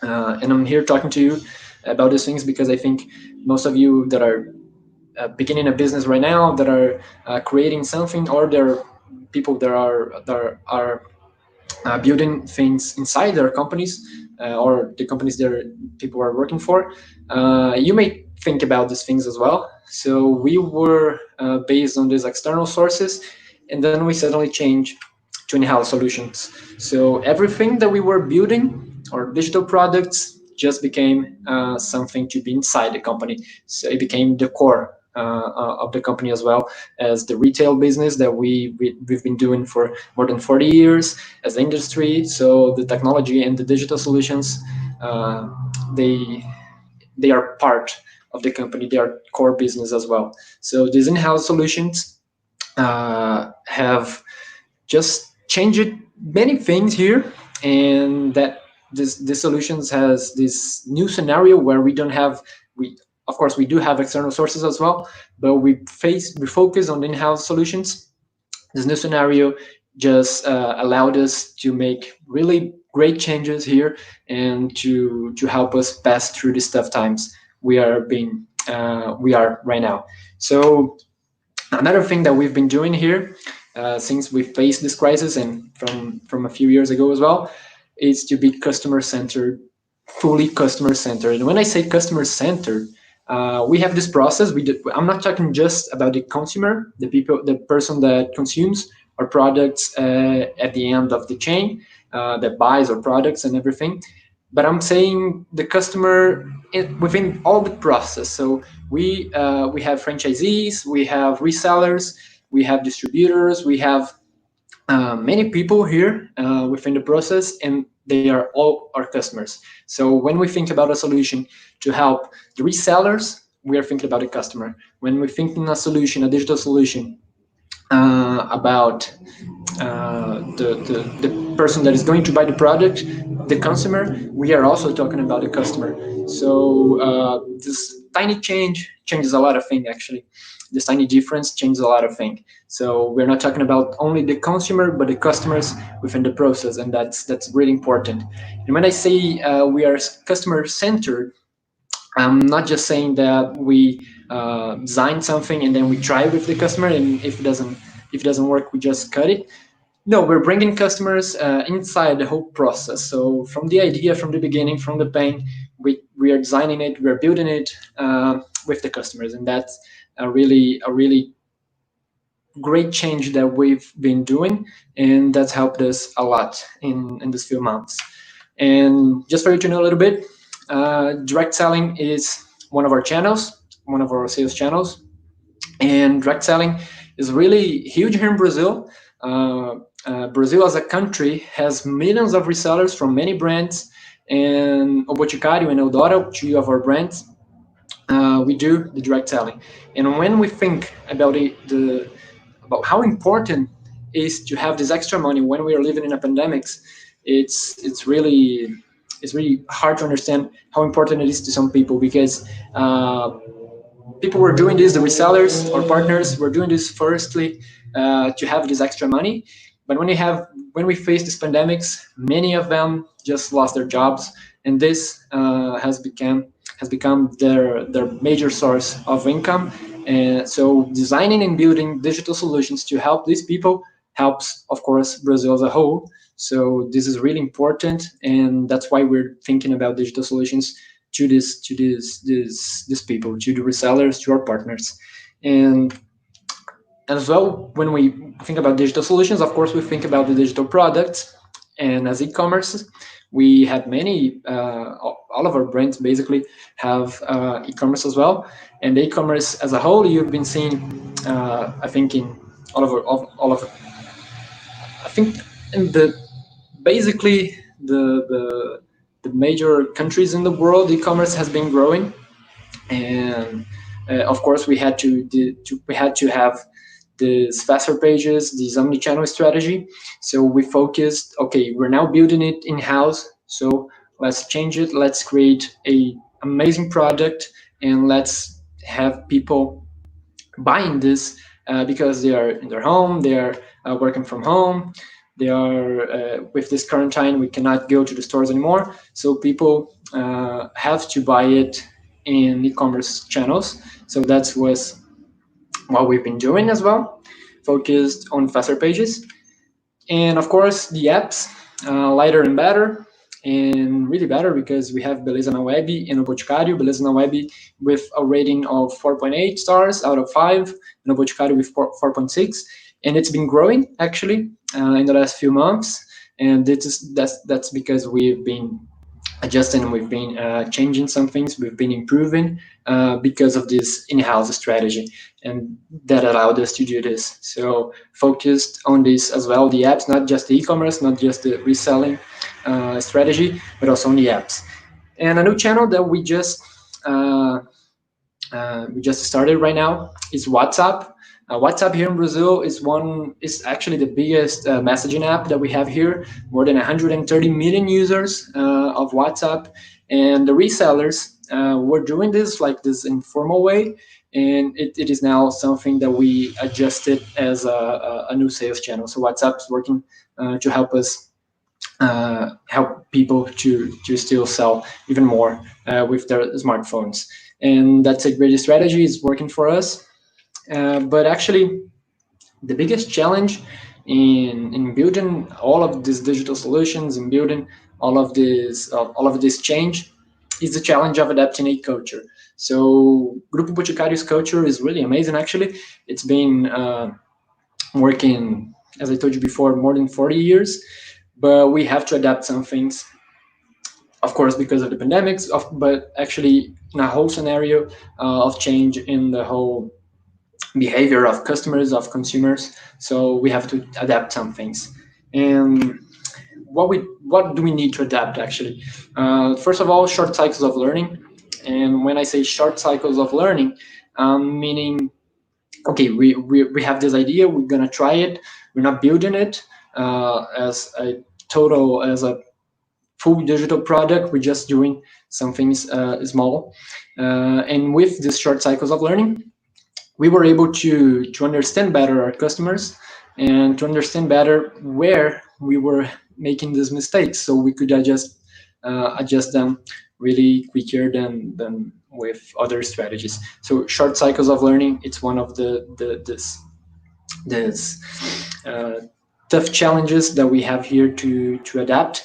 The culture of continuous improvement, just a little bit easier because we've been doing this for many years, but as the short cycles of learning, continuous improvement means, okay, we just grew our rating in the iOS and Android app stores, Google Play and App Store, but we have a 4.8 and we have a 4.6.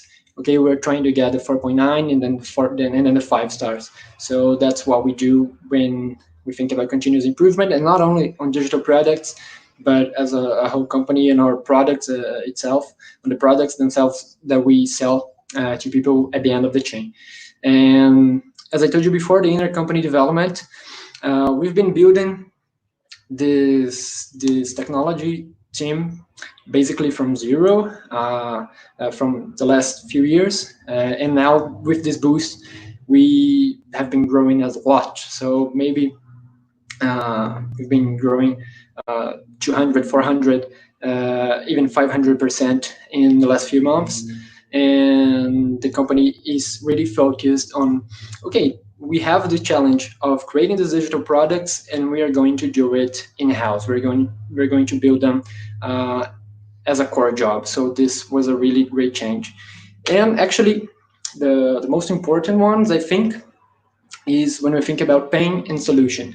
Many people come to the digital teams, to the technology teams, and think, okay, I have this solution that I am thinking about creating, I don't know, maybe a new product, and I need it to have all the fragrances, all the perfumes of the world in just a little, I don't know, a pencil. And that is the solution that people come with in their minds. So we just go a little bit back and we think first about the pain. So what is the pain that you're trying to heal? Before you think about the solution, think about the pain. And this is truly important when we are trying to design these small cycles of learning, this continuous improvement, and this intercompany development. Because when we think about the pain, we go deep to understand the consumer and the customer behavior. And as I told you before, we bring them together with us from the beginning to build the solutions. So we think about the pain first, we bring everyone together here with us, and then we design the solutions with everyone. So this has been helping us a lot. And when we think about the pain, of course, we have to hypothesize. So if you are creating a new product right now, if you are building something new, if you are building or managing a project in your company, in the company you're working for, hypothesize. That's really important. Working with hypotheses allow you to have scenarios where you can work for. Okay, so I hypothesize that we have this solution here, and I think we're gonna have a click-through rate when we launch the campaign of X. And we have these other hypotheses where we don't have this much CTR, and we have something to cover it. So hypothesize, put it on paper, try to have the scenarios on your head, but of course, not as a solid thing. You have to adapt as well. So again, think about the pain before the solution, and hypothesize. These are the two major lessons, major thoughts that I would like you to take with you. And basically, that's what we've been doing. Thank you so much. I think you can just ask some things on YouTube streaming. So thank you a lot. Be safe, especially if you're here in Brazil watching this. Stay home. We are quarantined yet. So be safe. Thank you so much. And you can find me in this contacts here, my email, my LinkedIn, and my Instagram. And you can find Grupo Boticário on our website or LinkedIn and our Instagram as well. So I'm just gonna stop presenting right here. Stop sharing. And thank you so much for that. We've been doing this, and especially this technological boost has been happening in the last few months, but we've been creating this from many years ago, actually from 2 to 3 years ago, thinking about this. And when we had the pandemics, when we had this health crisis, we need to accelerate it. We need to give this boost for the things to happen. And I'm just gonna check it. Please send me, ask me something if you would like to know a little bit better. And you can just send me right here on the YouTube, or reach out us in our social media, on our websites, or by email. Try to do that. And that's it, basically. Thank you so much for the Campus Party organization, Erika and Pablo, for helping me to create this. And I think you have enjoyed this. And let me just check here if you have some questions. Fernando, do you know if we do have some questions?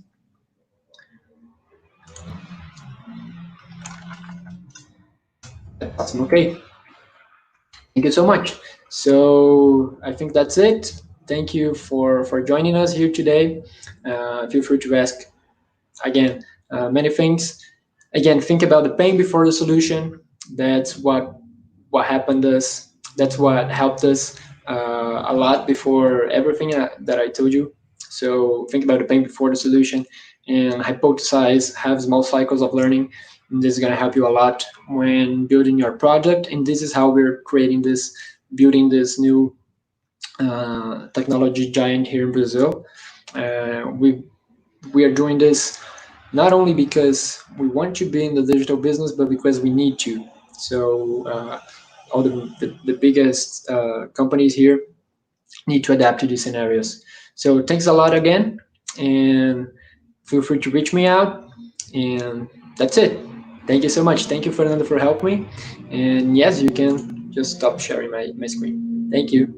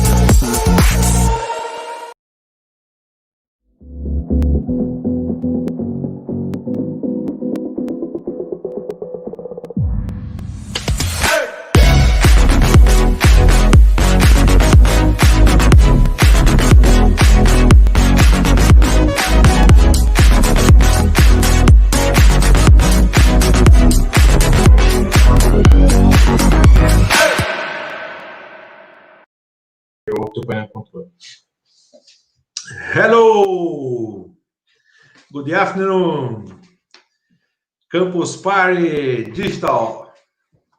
My name is Juliano Santos. I'm from Brazil, Curitiba.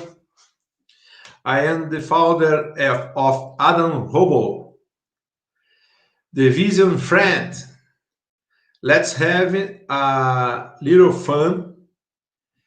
Is the next minutes. My English is bad, but let's focus on vision.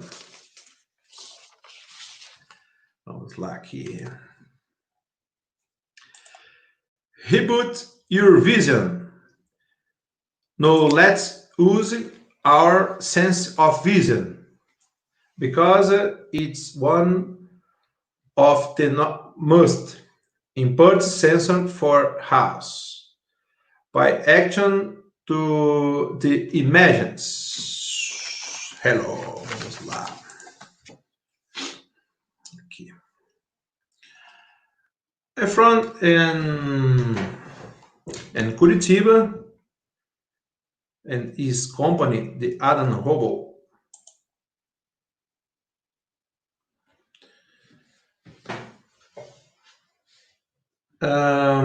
Data from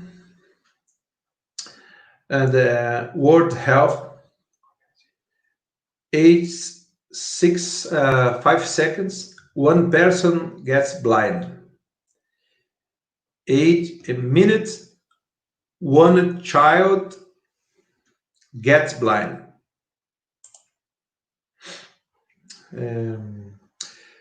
People net glasses. Visual impairment. Wear total blindness. In video, the blindness in the world. Agora.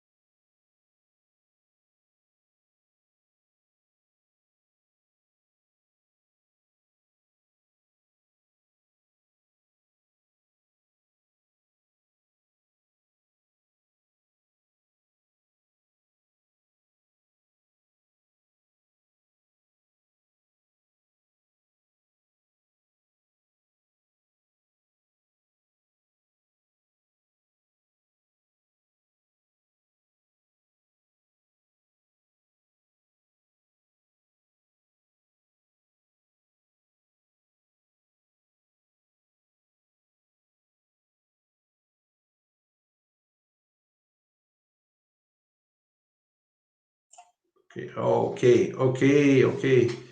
And repeat the video. Repeat the video, please. No? Yes. Simple solution for blindness and bird of Adam. Tá bom? Tá bom. Aqui, ó.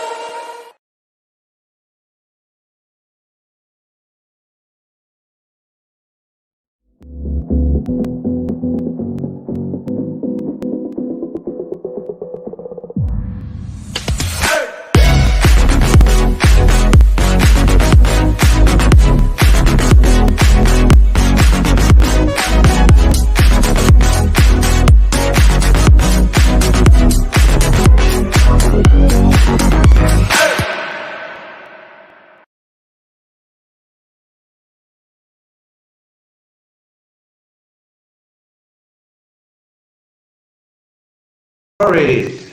Olha lá. Vamos lá. The future. Simple solutions for blindness bird of Adam Hobo.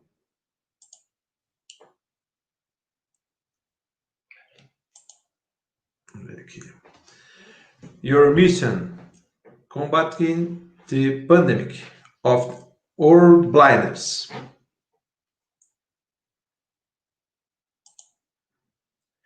Three pillars: technological innovation, simplicity, accessibility. Positivo cycle: health, glasses, industries, people.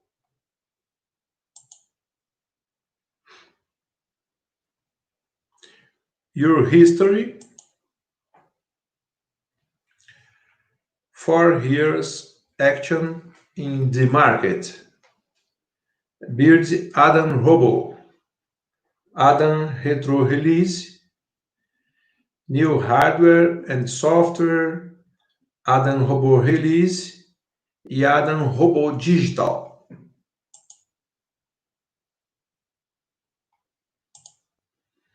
Your solutions: services in the Adam Robo, subscription plans, marketplace, e-commerce.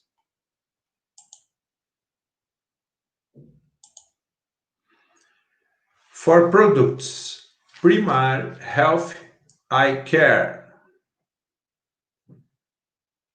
Adam A1, all ages, junior, children, mobility, 4.0, industry.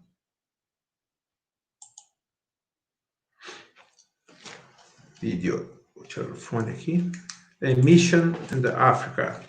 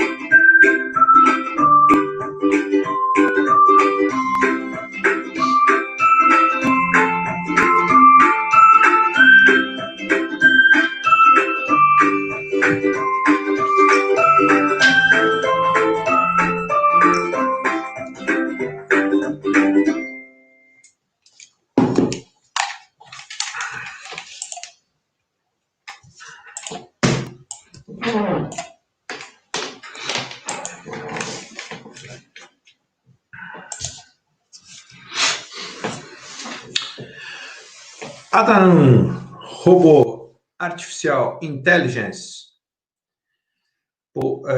Telemedicine Post-Pandemic in Development. Multi-devices, web, online e offline, the browser, app, desktop, notebook, tablets, smartphone.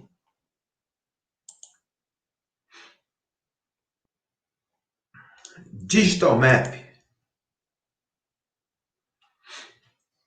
Real-time localization. Browsing the map.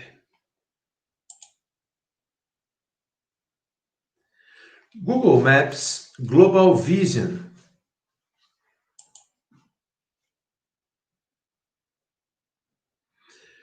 Google Analytics access from our 5 continents real time.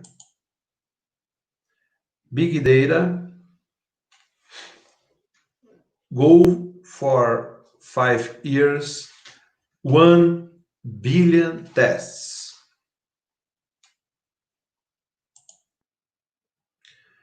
Adam Robo Digital, new solutions division. Access the website, start test.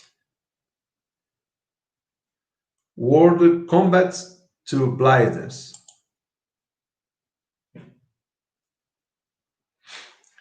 Digital vision test. Start the vision test. For example,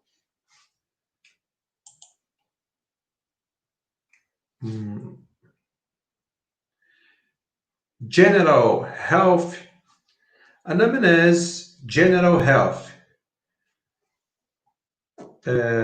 Example, happy, stress, depressive.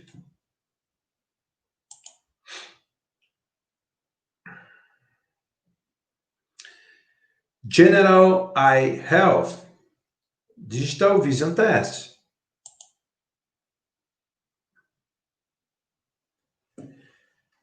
Vision test, international Snellen table. Bicolor vision test. Test digital international Shihara plates.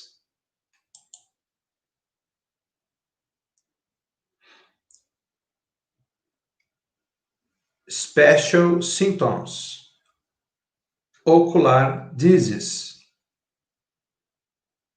Strabismus, catarata, glaucoma, keratoconus. For example, suggestions, the result, the digital vision test. Or access your email. Share the vision test with your friends.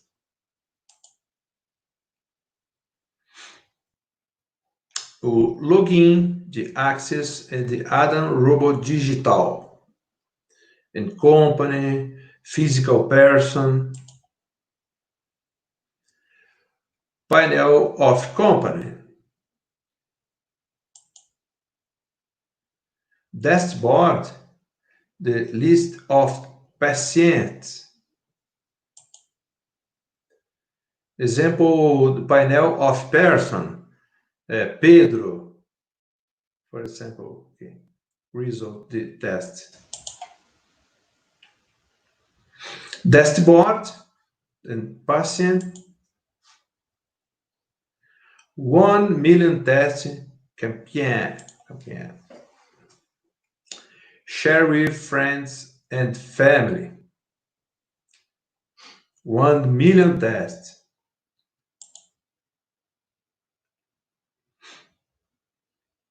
Real-time number of tests map global. 1 million tests free vision test. Adam Institute.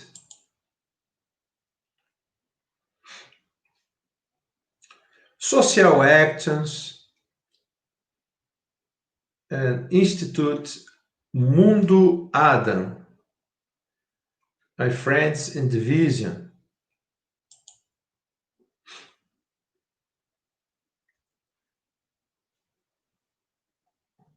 Achievements and award. Products, actions, structured company, awards, achievements, events.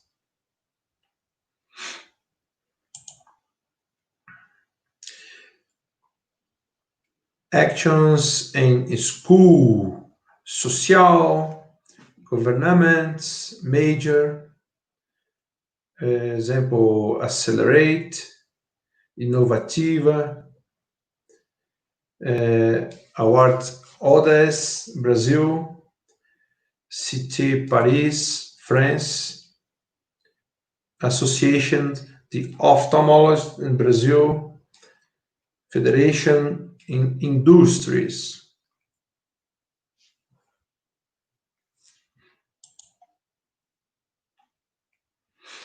Award, example, in the Adam, Imagine Cup, Microsoft in Seattle, USA, Shark Tank, Brazil, Startup Show, IBM,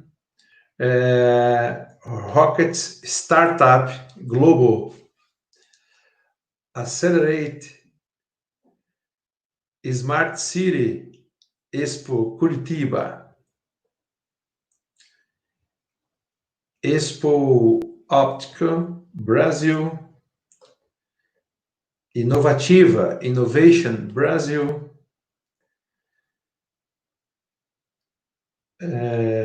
Mission de África, em Côte d'Ivoire,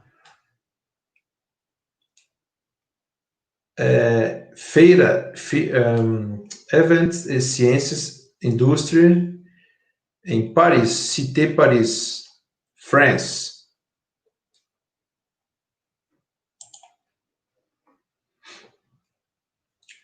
Good Health and Well-being. Sustainable Development Goals. Adam Robot.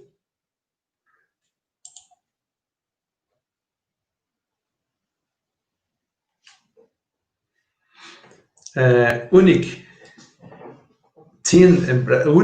Brazilian team, the Imagine Cup, the best top, global final USA, Imagine Cup in Microsoft. Example in the Shark Tank in Brazil, and programs de TV. Mission da África. Ronaldinho Gaúcho celebration in Brazil, African Mission in Côte d'Ivoire, Costa do Marfim, Africa.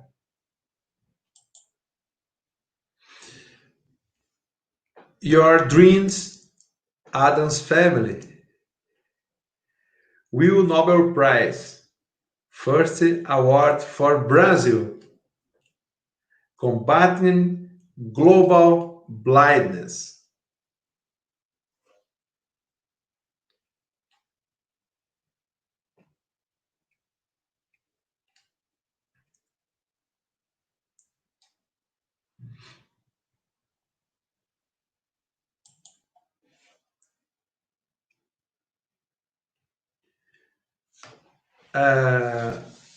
Thank you very much. Congratulations, Campus Party, Digital Global, and Booty, Your Vision. Thank you. Bye-bye, Brazil.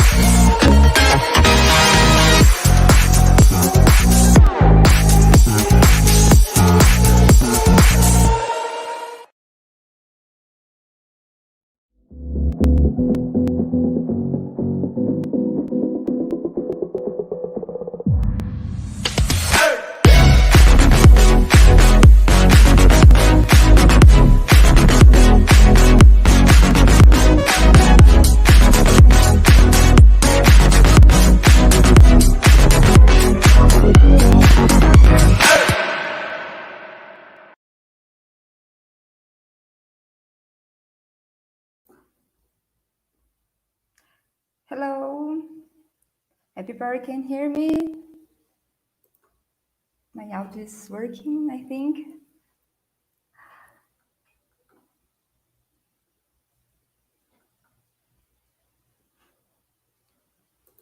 Yeah, I think it's working. Hello, my name is Amanda. I hope you are all good and safe in this afternoon. I'm here to talk a little about customer relationship and experience. But first, I'd like to know if everybody can hear me okay, and if some things got wrong with my accent, or you don't understand me for any reasons, let me know, okay? And I will try my best. First, I do a quickly presentation of myself. My name is Amanda Bucar. I'm a Brazilian. I lived in UK about 8 years ago, was in 2011, 9 years ago. Not good at math, sorry. My background is in design and marketing as well. And my focus is in customer relationship and experience. You can see all it later in my website, just for quickly presentation. Anyway, this pandemic has exposed three things. First thing, of course, we are living a global health crisis. And this crisis revealed an economic crisis as well. But I put a third thing here, that is customer behavior changing. Customers, they can change behaviors time to time, and crisis is the best place ever to change the behavior of customers. People are really scared at this moment, and it's natural. It's part of being a human being. People are dying, and this is terrible. So people are crossing to another crisis, a psychological crisis as well. Some countries start to reopen now, the markets, the schools, and people are afraid.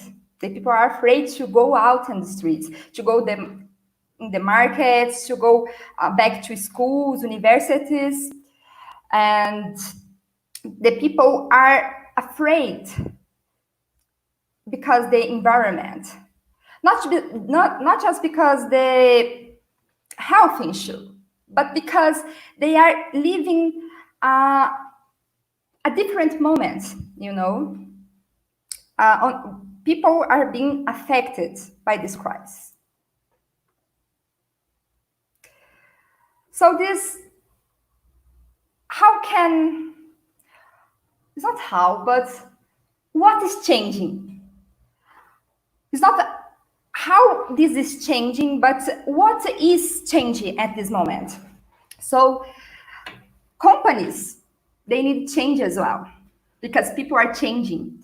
People are evaluating not just their places in society, but they are evaluating as well how they live their lives, how they want their future, not because the politics or because the economy, but this crisis is revealed more than that. This crisis revealed a psychological crisis, remember? I told in the last slide. So people are afraid and people are evaluating everything in their lives. So companies need to evaluate as well, because values are changing, because the world are changing. So business must adapt it.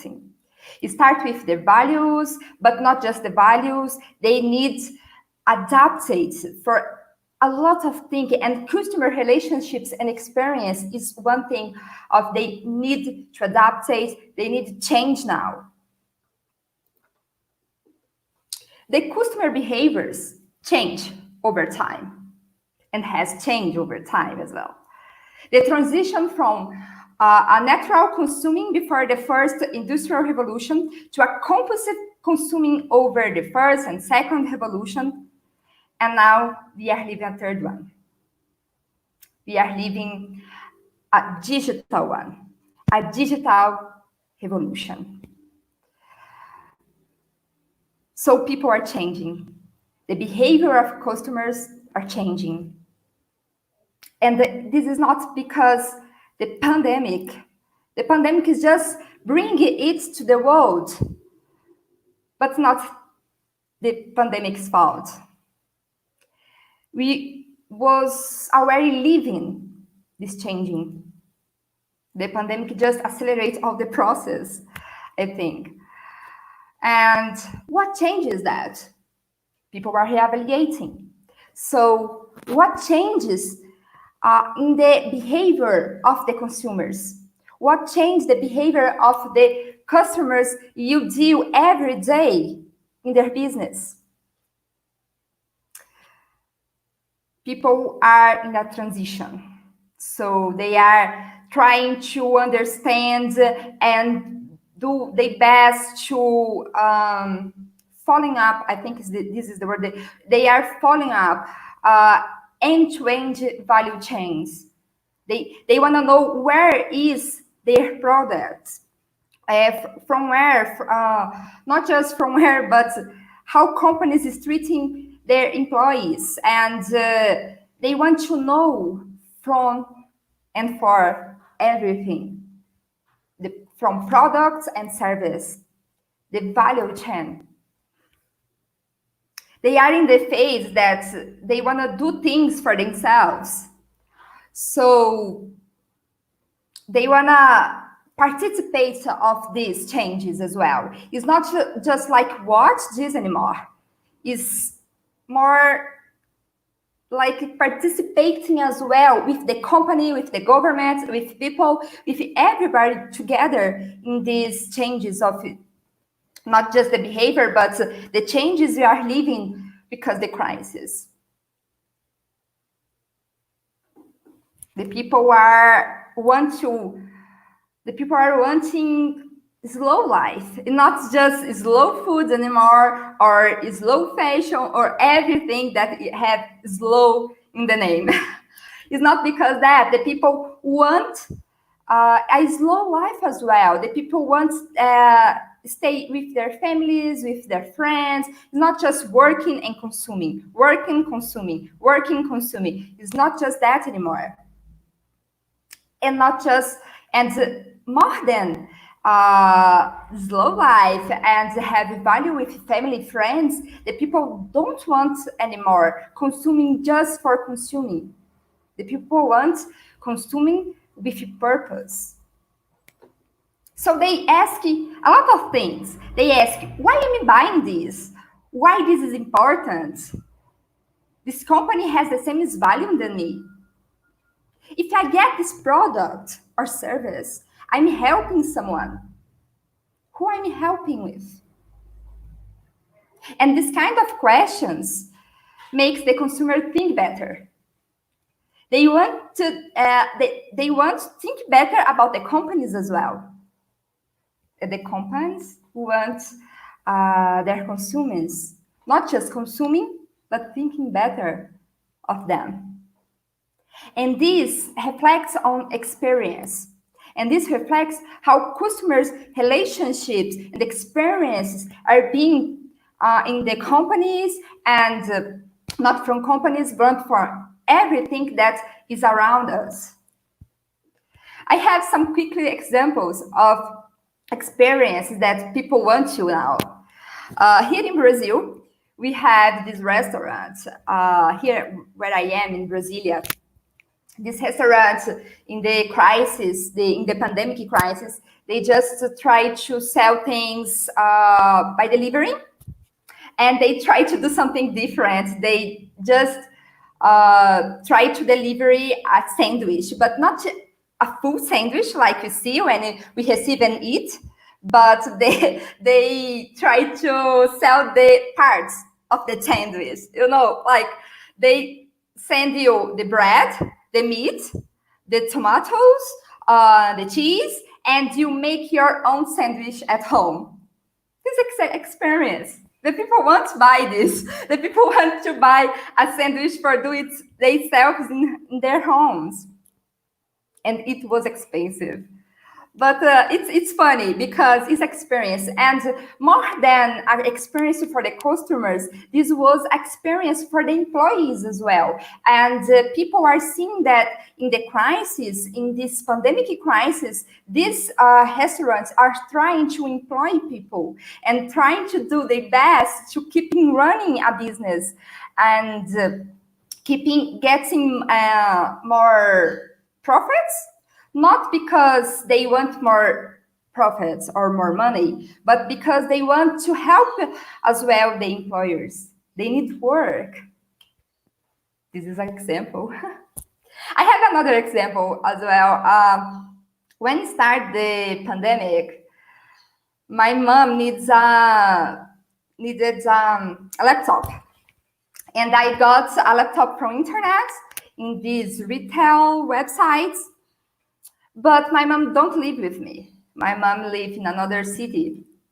So when I got this laptop, I sent an email for the retail company, and I say them, I need to know every step of the way, the logistics about this laptop, because it's not for me, it's for my mom, and she don't live with me. And they just send me updates on my phone every day. They send me, look, I'm with your laptop now, and they are sending it today. Or the next day they send me, okay, your mom will receive the laptop in 2 days. You can wait. And when she received it, they just send me this text. It was like, your mom, you receive now the laptop, and no worries because it has no virus. We clean up the box.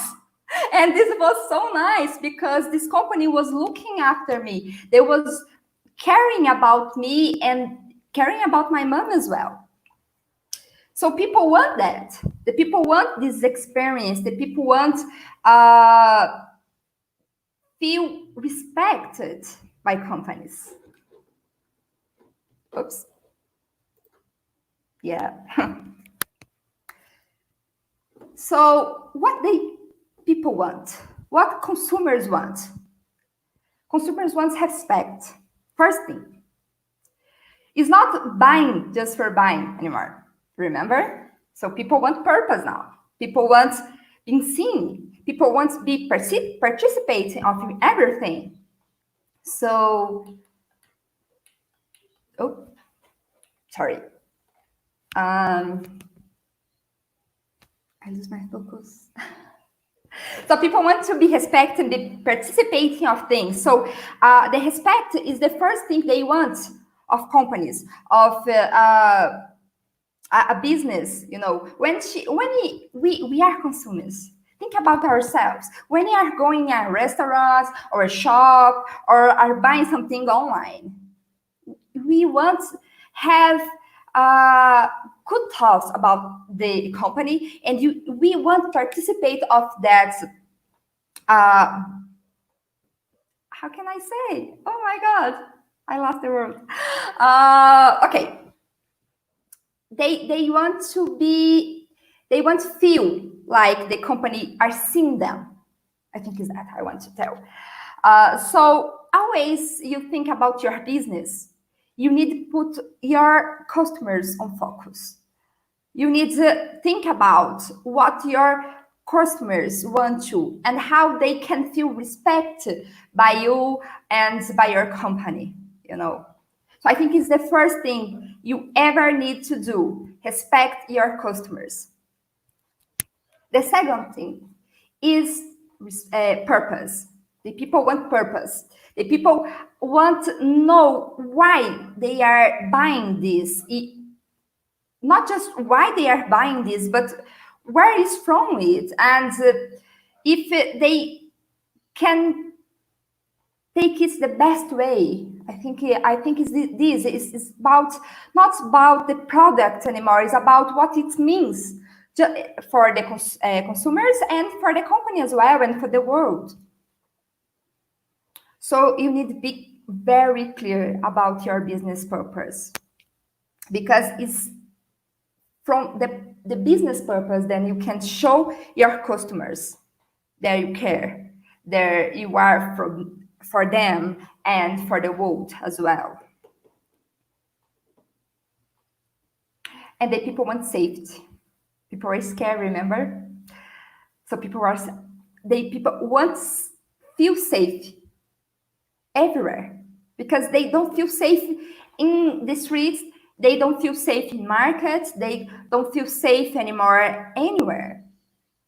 So they want to be safe from virus to another things. The feeling of safetyness, you know.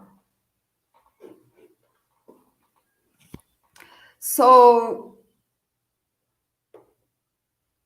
you need to provide a safe environment for you and for your customers and for your employees. It's not just about customers anymore. It's about people. But what I need to do to make it all possible? How can I show it all to them, to the consumers, to the people? Well, first you need a plan. You can go anywhere without a plan. You need a plan, and you need a process as well.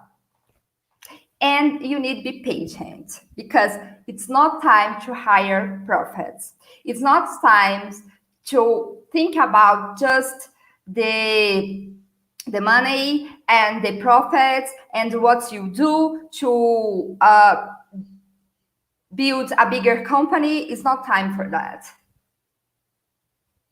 The time now is to be responsible with the environment. The time now is to show you care. You care with people. And you are doing good things for the world. And not just because the money. It's because you put people on focus. So, quickly question for you. How many times during the pandemic you sent to your clients a message, ask them how they are, or if you can help them at this time for any reasons? How many times did you help your clients, not because they are buying something, but because you knew they needed? You knew that you need to improve your relationship with them. And for that, you did an active follow-up with them.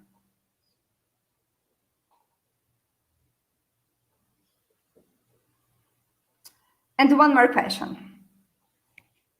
What did you make to show everybody, not just your clients, but the world, that you worry about the environment and that you worry about everything that is going on in the world? Not about the world itself, but the local as well, environment. How can you do for your neighbors? What can you do for the people in your town, in your city, in your state, in your country, in the world? You not just need to think bigger, think small.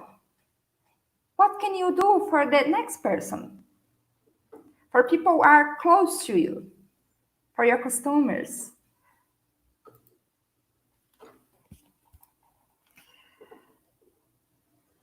So, before I answer any questions now, I want to think about what changes you need to do in your company. And no matters the size of your company. And if it's just one person because he's a freelancer or because he's a small business in a neighborhood, no matters. What can you do today to change and to help your customers and your employees to feel safe? because customer relationship is very important. Without a relationship, an honest relationship with your customers, and I'm not saying here just talk to them. It's about everything. It's about your product, it's about your service, it's about to support them, it's about customer service, it's about branding, it's about branding as well, it's about communication, it's about everything in your company. Relationship is not talking. It's not like I tell something and I get some answer. It's not about that. It's about a real relationship, connection, people connection. And what are you doing to do this connection works and provide a better experience for them?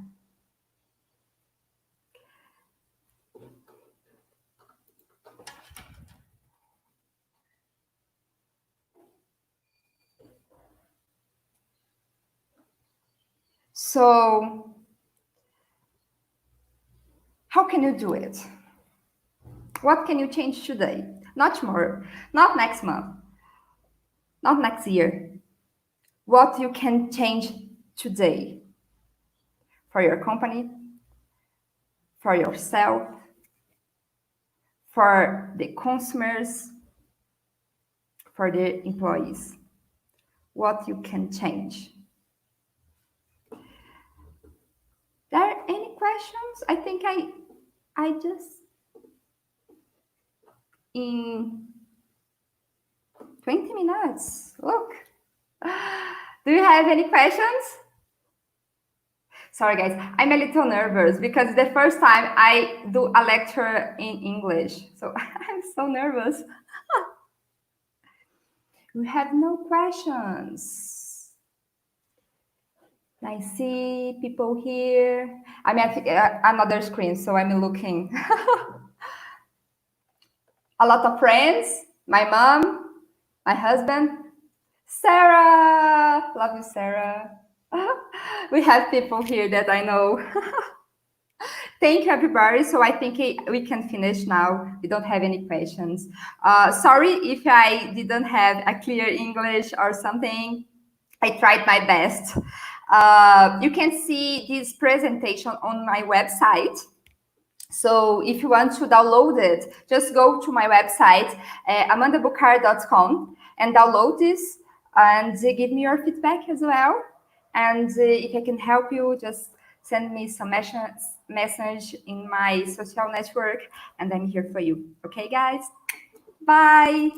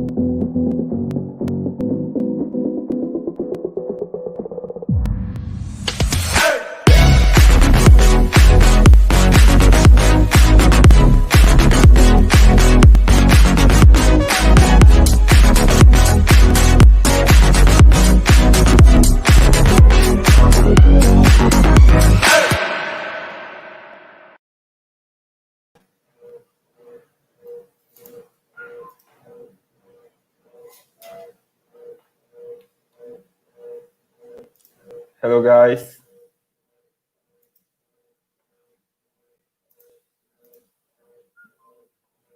I think I'm having some issues here.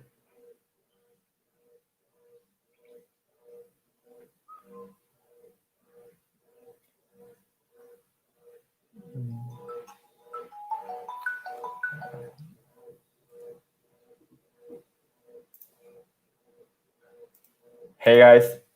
Can you see my presentation? Because I don't.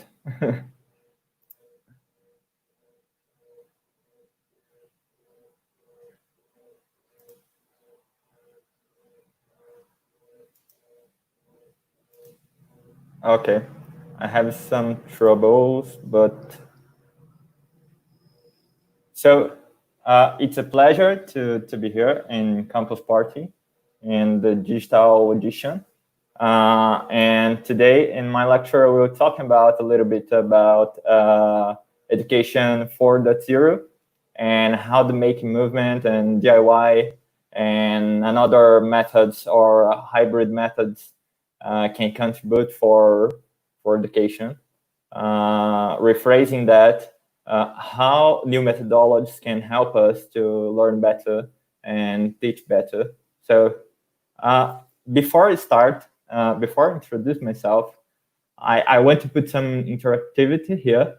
So in some moments, I will share a specific page with a QR code or an URL or on link to one form.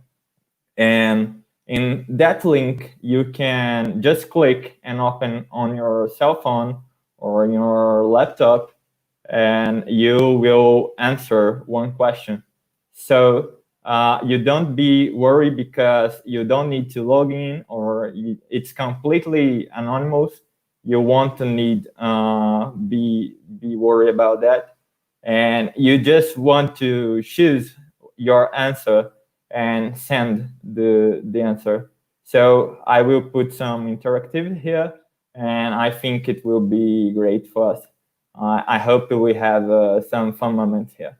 Okay, so for this interactivity will be 30 seconds. So be quickly to answer because I think 30 minutes it's very little time for talking about education. Okay, so what about me? I'm Diogo Cunha.h. I'm founder at Digo Maker. It's an edutech based on Brazil. So actually today, Digo Maker is getting old because today is the birthday of Digo Maker. We're getting 5 years old. So I'm very happy to share with you that. So you also is completely free to add me on LinkedIn, and we can chat and talk about other things like technology or education, and I love also machine learning and other contents. And I want to introduce myself. I'm Diogo Cunha.h, as I said before. I working on improve my English, so I apologize if I make some mistakes. I always looking for learning more and learn better. I'm 25 years old, and I'm married with a beautiful woman. She's she's on side of me. And on my academic background, I'm mechatronic in Brazil. I also studied in Portugal in computer engineer. I did one specialization on business model in George Washington University, and now I'm studying machine learning analysis on USP. That is the famous university in Brazil, and I think it's the most important also. And to put some fun here, I really love teach science for kids. Actually, I started teaching kids in start teaching robotics for kids. So I really love that. And I really love physical computing. So basically, it's working with microcontrollers or the brain of the computers. And I love create new things. I will share with you my project on Jiggle Maker. And I love cooking, especially in that moment we are living about COVID-19. We have to stay a lot of time at home, so I'm doing a lot of dishes, and my best dish is omelette. Okay, so let's talk about a little bit of education, technology, and futurology. We talk about in education and around the challenges in education, what is active learning, and how make movement and GUI can help people to understand and learn better, understand content that we experience. I will talk about two new methods. Actually, it's very old methods, but it's gotta be a trend now. That is gamification and STEM. It's the acronym for who don't know. It's the acronym for science, technology, engineer, and maths. And then we talk about technology, the tech dilemma, the e-learning on the educational process. I will talk about physical computing and how this methodology can help people learn better or develop new skills. So I will talk about how to code and why code it's good for people learning, and about electronics, especially about hardware development. And also I will share with you MicroJiggle, that is the project, the Jiggles Maker project, my startup project. So to conclude, I will talk about a little bit on what does the future hold for us, especially in education. And I hope you all have some fun moments here, okay? First of all, I want to share one question with you. So I will give you a little bit more time for answer to test your QR code. So pick up your cell phone and put your camera on the QR code. So automatically you'll be redirected to the URL. And my wife is sharing the link on the chat on the YouTube. So let's take some time, and I will see if we have some answers. Not yet, but at the end of the presentation we can back again and talk a little bit more about the question. So going on about the education, actually we are living in a very very delicate moment in education, because education, as the chart shows, as the cartoon shows, it's basically the same, but it's the same content, but with different approach. But the question is, do we really change the education method? So I will talk about and put you to think a little bit about it. So this cartoon is beautiful because show what's the timeline in education. So since the 60s to 204, and it's great. So about the education challenge, there are some premises that it's very harmful to tackle and to face, but we need to know that challenge. So the first of all is that different countries has different methodologies to teach, and also there's different ways to learn. So if you go to United States, or if you go to I don't know, if you go for another rich country, basically the learning will be very similar. But in countries like Brazil or Colombia or some countries in Africa, maybe the quality of education will be very different. So that's a thing to think. Today we have an issue that is a lot of students in the same classroom. So one teacher for 20 students or so, maybe 40 students.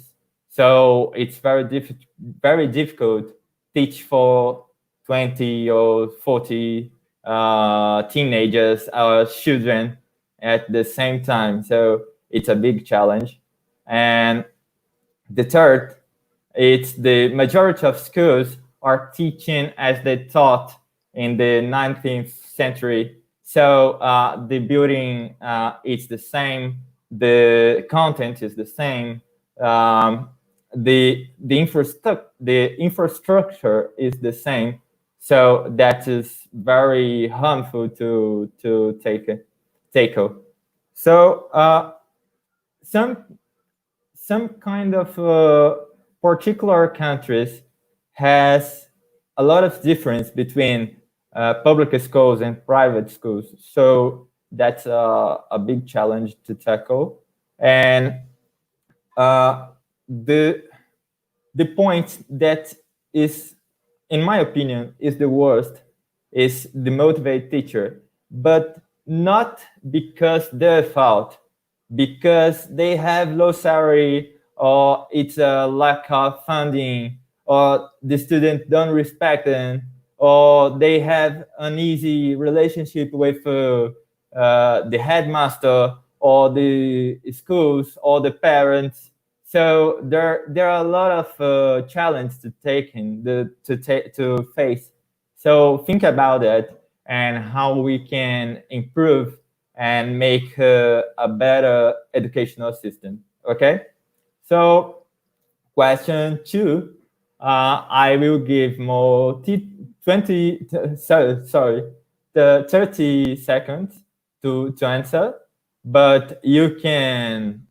My wife is sharing the URL on the chat in YouTube, so you can back at any time to answer the question. Okay. So 50 minutes. Let me see if we have some answer. Yeah, we have one. Okay. Someone work with extracurricular education. Nice. Question 2, we don't have any answers yet. So I will go on with my presentation. So talking about active learning methods, I will talk about make movement and DIY because that's the method that we use on Diogo Maker. So basically, DIY is a branch of make movement, and it's very similar. Actually, there's no much difference between them, but make movement it's a protocol between people for create things instead of buy things, and DIY it's a branch, as I said, but generally you use existing sport to create handmade things or create something that you like, or create jewelries or something like that. So make movement you create things instead you buy, and DIY, you create things for yourself. So the beauty of this concept is because make movement with another methods like project-based learning can contribute for learning so much, because as the photo show, we have different ages with different experience and different life experience. So that's wonderful, because you see one man with around 60 years old having fun building a 3D printer with a teenager with around 15 years old. So that's great. That's terrific. So that's one example of maker experience. It's class that I did in 2017, I think, or so, 2017. So the point is that two kids basically construct themselves one interactive car, one smart car, actually. So there are a lot of proceeds that they did, and then they catch the final product or the final solution that was the smart car. They built the wheels, they printed the shape, they coding the hardware, they made maths about what's the life long of battery and things like that. So you can learn playing, and you can learn doing different steps in different concepts. So that's also is beautiful. About new methods to teach or to learn, I will share with you gamification and STEM. So basically, gamification, it's not about just video games. Actually, you can use experimental games, like games with peace, or games with emotions, or something like that. But the concept behind gamification is bring the mechanics and the dynamics in a non-logic environment. For example, in a meet, in a business meet, almost every time it's kind of very sick, very problematic place.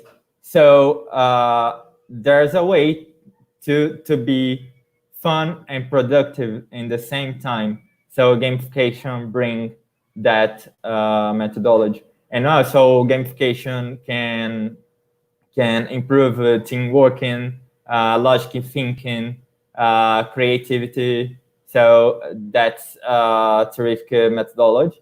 So STEM, it's about science, technology, engineer, and maths, all in a bundle. So you don't have the segments to create things. You just have things. So you can use science to develop some auxiliary tool, or you can use engineer to solve some issues on the roof or something like that. So you don't need using only technology. You can use analogs and technology or handmade technology. That's no problem. So STEM does not mean forget arts, literature, PA, human nature, or human contact. STEM means put all the segments of humanity in a bundle and explore them using different tools. So basically, the advantage of STEM it's because it's very easy to integrate with the curriculum. So it's great to implement in your school, for example. So that's another example about one of my classes. That little guy, he's autism, so he has some issues with interact with other people or with other children with the same age. So actually, the gamification works so well that that kid implement all the game, construct all the code, building all the hardware, and then play. And we play together, actually. On the picture number 6, you can see that. And he had a lot of fun moments. So that's beautiful because even if children or a person has cognitive issue or neurocognitive issue, you can learn better and improve the knowledge and improve the skills. And that's really great. So about technology, I think it's not like that gift, but I think everybody has some problem with technology. So let's go on. I will put the third question about technology, and I want to share with you some quick notes about that subject. So I will give to you more 5 seconds. While that, I will see if we have answers. Yes. 2 answers on question 1. No answers on question 3. So let's go on. The technology dilemma. So basically, dilemma is a situation in which a choice has to be made between 2 possibilities. And actually, it's very common in entrepreneurship and engineering problems. So basically, the technology dilemma is about you design something,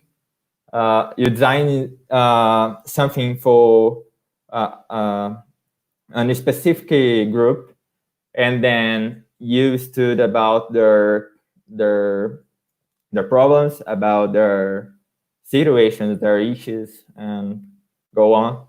And then you design the thing, you put the thing on the market, you expect something about the group, and when people say that technology, when people see that technology, they think something about the technology, but when they buy or when they use the technology, they do another thing, or they had a lot of problems. So basically, that's the technology dilemma. You have to abstract one or more difficulties in society and transform that in a solution.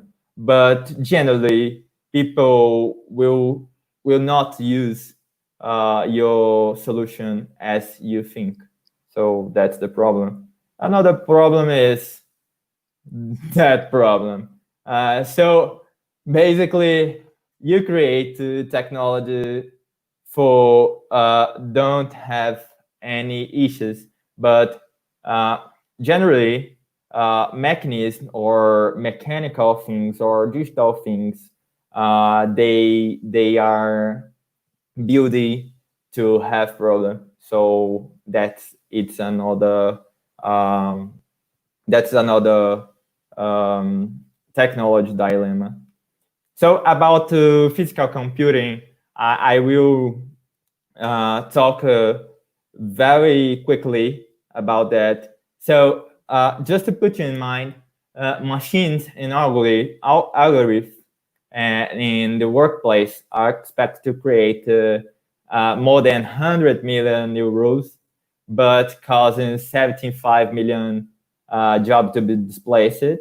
But actually, if you do this equation, machine learning will create a lot of jobs.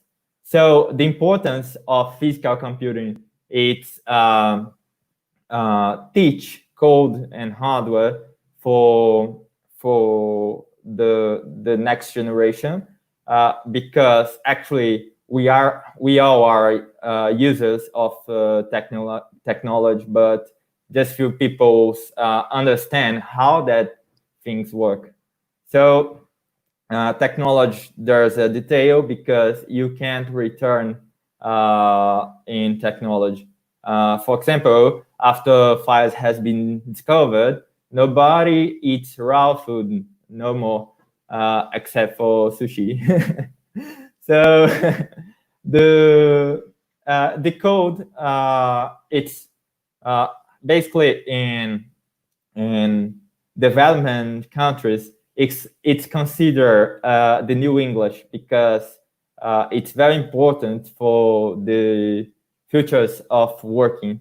And also learn to code, increase your logic skills. It's unlimited development, so you can think in something and then you can create with code. And you don't be a genius for code. There are a lot of tools now that facilitate the code creating, the code building. So that's a great thing. How about electronic? Electronic and hardware in general increase creativity and motor skills. So it's a very good thing to incentivize your children to learning in the practice.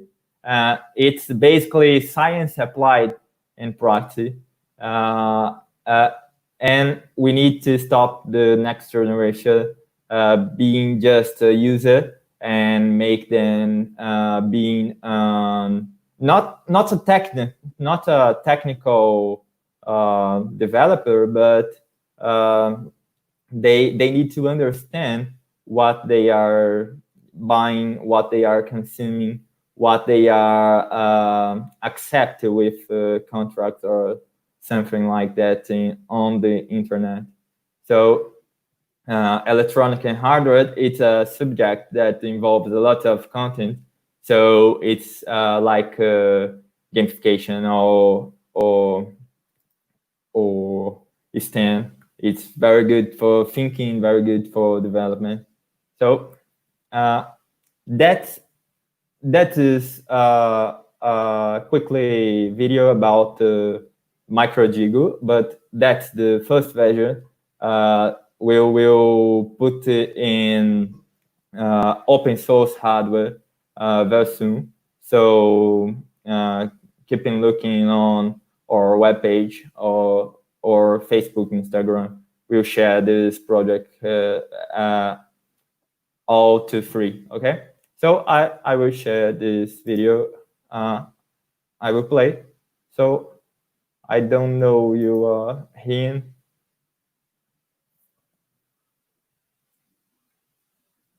So basically, the idea is helping children and people with neurocognitive disease help to learn increase skills, and it's a very fun project because you can learn using just some magnetic connectors, and it's very simple to build and code. So basically, it's that. So about technology, I have just more 2 minutes, so I will be quickly here. Don't worry, teachers will not be replaced by robots, not for now, but who knows, for, I don't know, 10 years? No, just kidding, about 50 years.